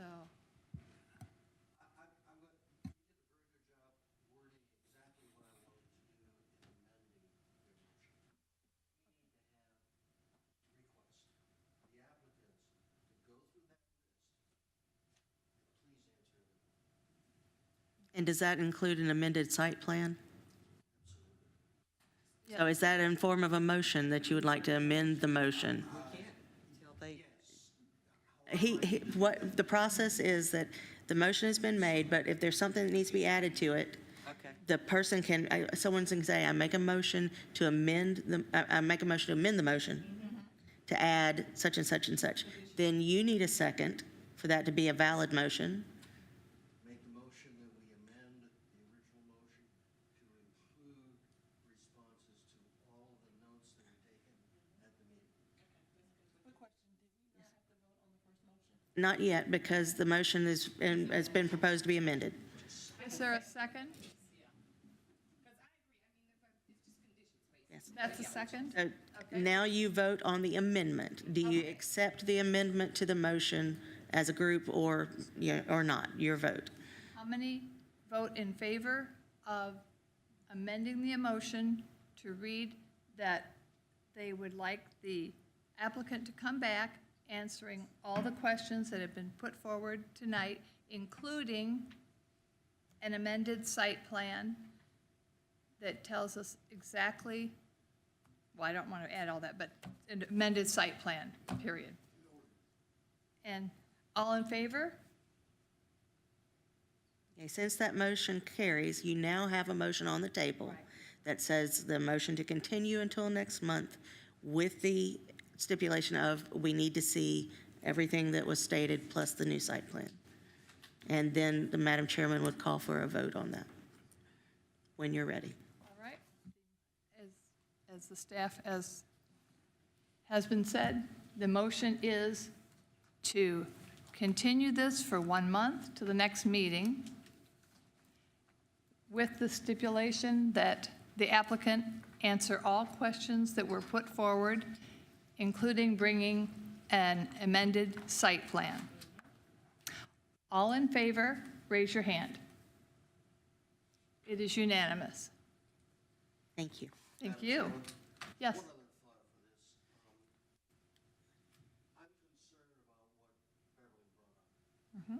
That we're going to be forced into a yes or no vote at the next meeting. And I think we need to make provisions of that. Well, okay, next time when we come back, they will present everything we asked for, the sites, the questions answered, and then we can vote. We can make another motion to postpone, but, but but yeah.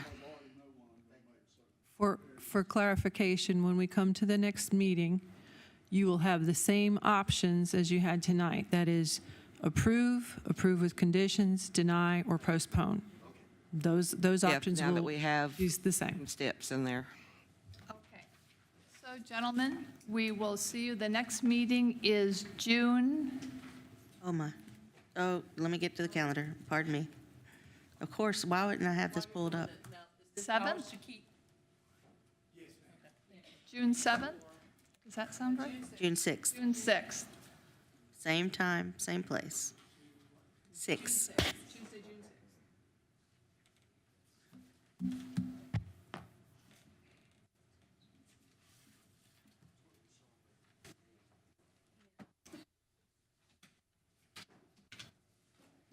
That's it, gentlemen.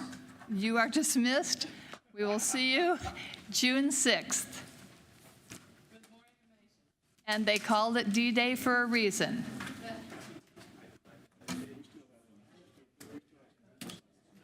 Yes, we have more business. If everybody could please exit quietly, the meeting is not over. You may leave. This application is over, but we have other business. So if you could just leave quietly. Thank you very much for coming tonight and being part of the process.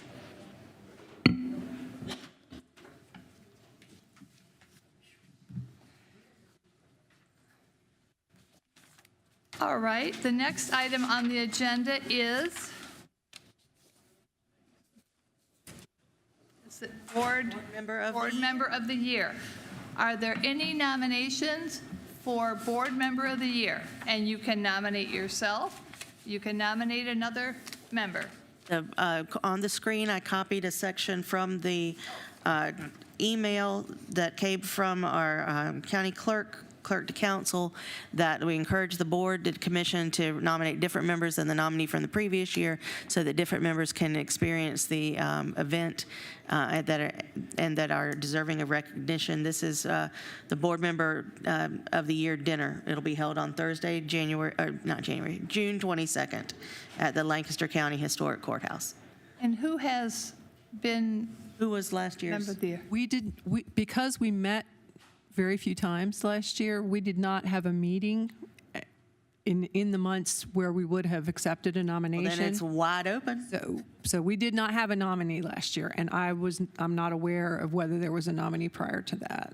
I have had it in the. There you go. That was before I came on board. Yep. So we would recommend anyone but the chairperson. I'll make a nomination for Beverly. I don't think Y'all we have picking on me. Do we have to motion and do it officially? Well, the motion's been made, and the second's been made. So all you have to do is ask for the vote. All in favor, raise your hand. It's unanimous. It is 5 with Beverly abstaining. You know, I go to dinner with. Do I go by myself? The leftovers. Beverly, I will contact you. I need to fill out a form and do a short bio statement and your activities with the county. So I'll be contacting you by email to get some of that information. Okay. And the blood test and other. We'll take your order for dinner. It was brutal. Any other business that anyone has? Yes, I have one report to make. I'm reporting on at our last meeting, one of the applicants for a variance was the Wilson family. They wanted to subdivide on a dead-end road, and the county at that time had an ordinance prohibiting that. Unfortunately, despite the sentiment of the board that this was a worthy thing, because the way the ordinance was written, you could not approve it, but you did request that we speak to council about a text amendment. Staff prepared a text amendment for county council that would, let me read this. It makes it easier if I don't try to think about it. So since the last meeting, council has passed a text amendment exempting landowners on county and state dead-end roads established prior to 2016. They're exempted from the road length limit and the 20-lot limit that was in place. And now the Wilson family has applied and received for approval for their minor subdivision. So. I felt like dirt that night. I did. I felt lower than scum. And if any of you would like, I can send you a copy of the ordinance, but I don't know if you want that, but I just wanted to let you know that that happened. Thank you for sharing.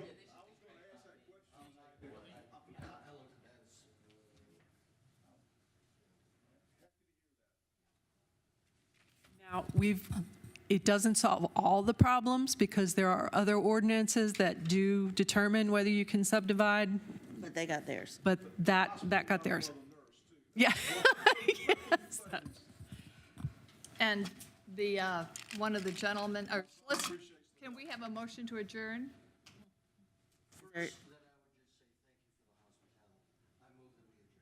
before we vote on that, thank you for your participation. It was wonderful to have a first-time member and not just be afraid to ask anything. So we appreciate your being here. Now, the motion has been made, second, I second. and all in favor? Go home. Having said that, Hold just a moment, let me just continue the live stream. yes.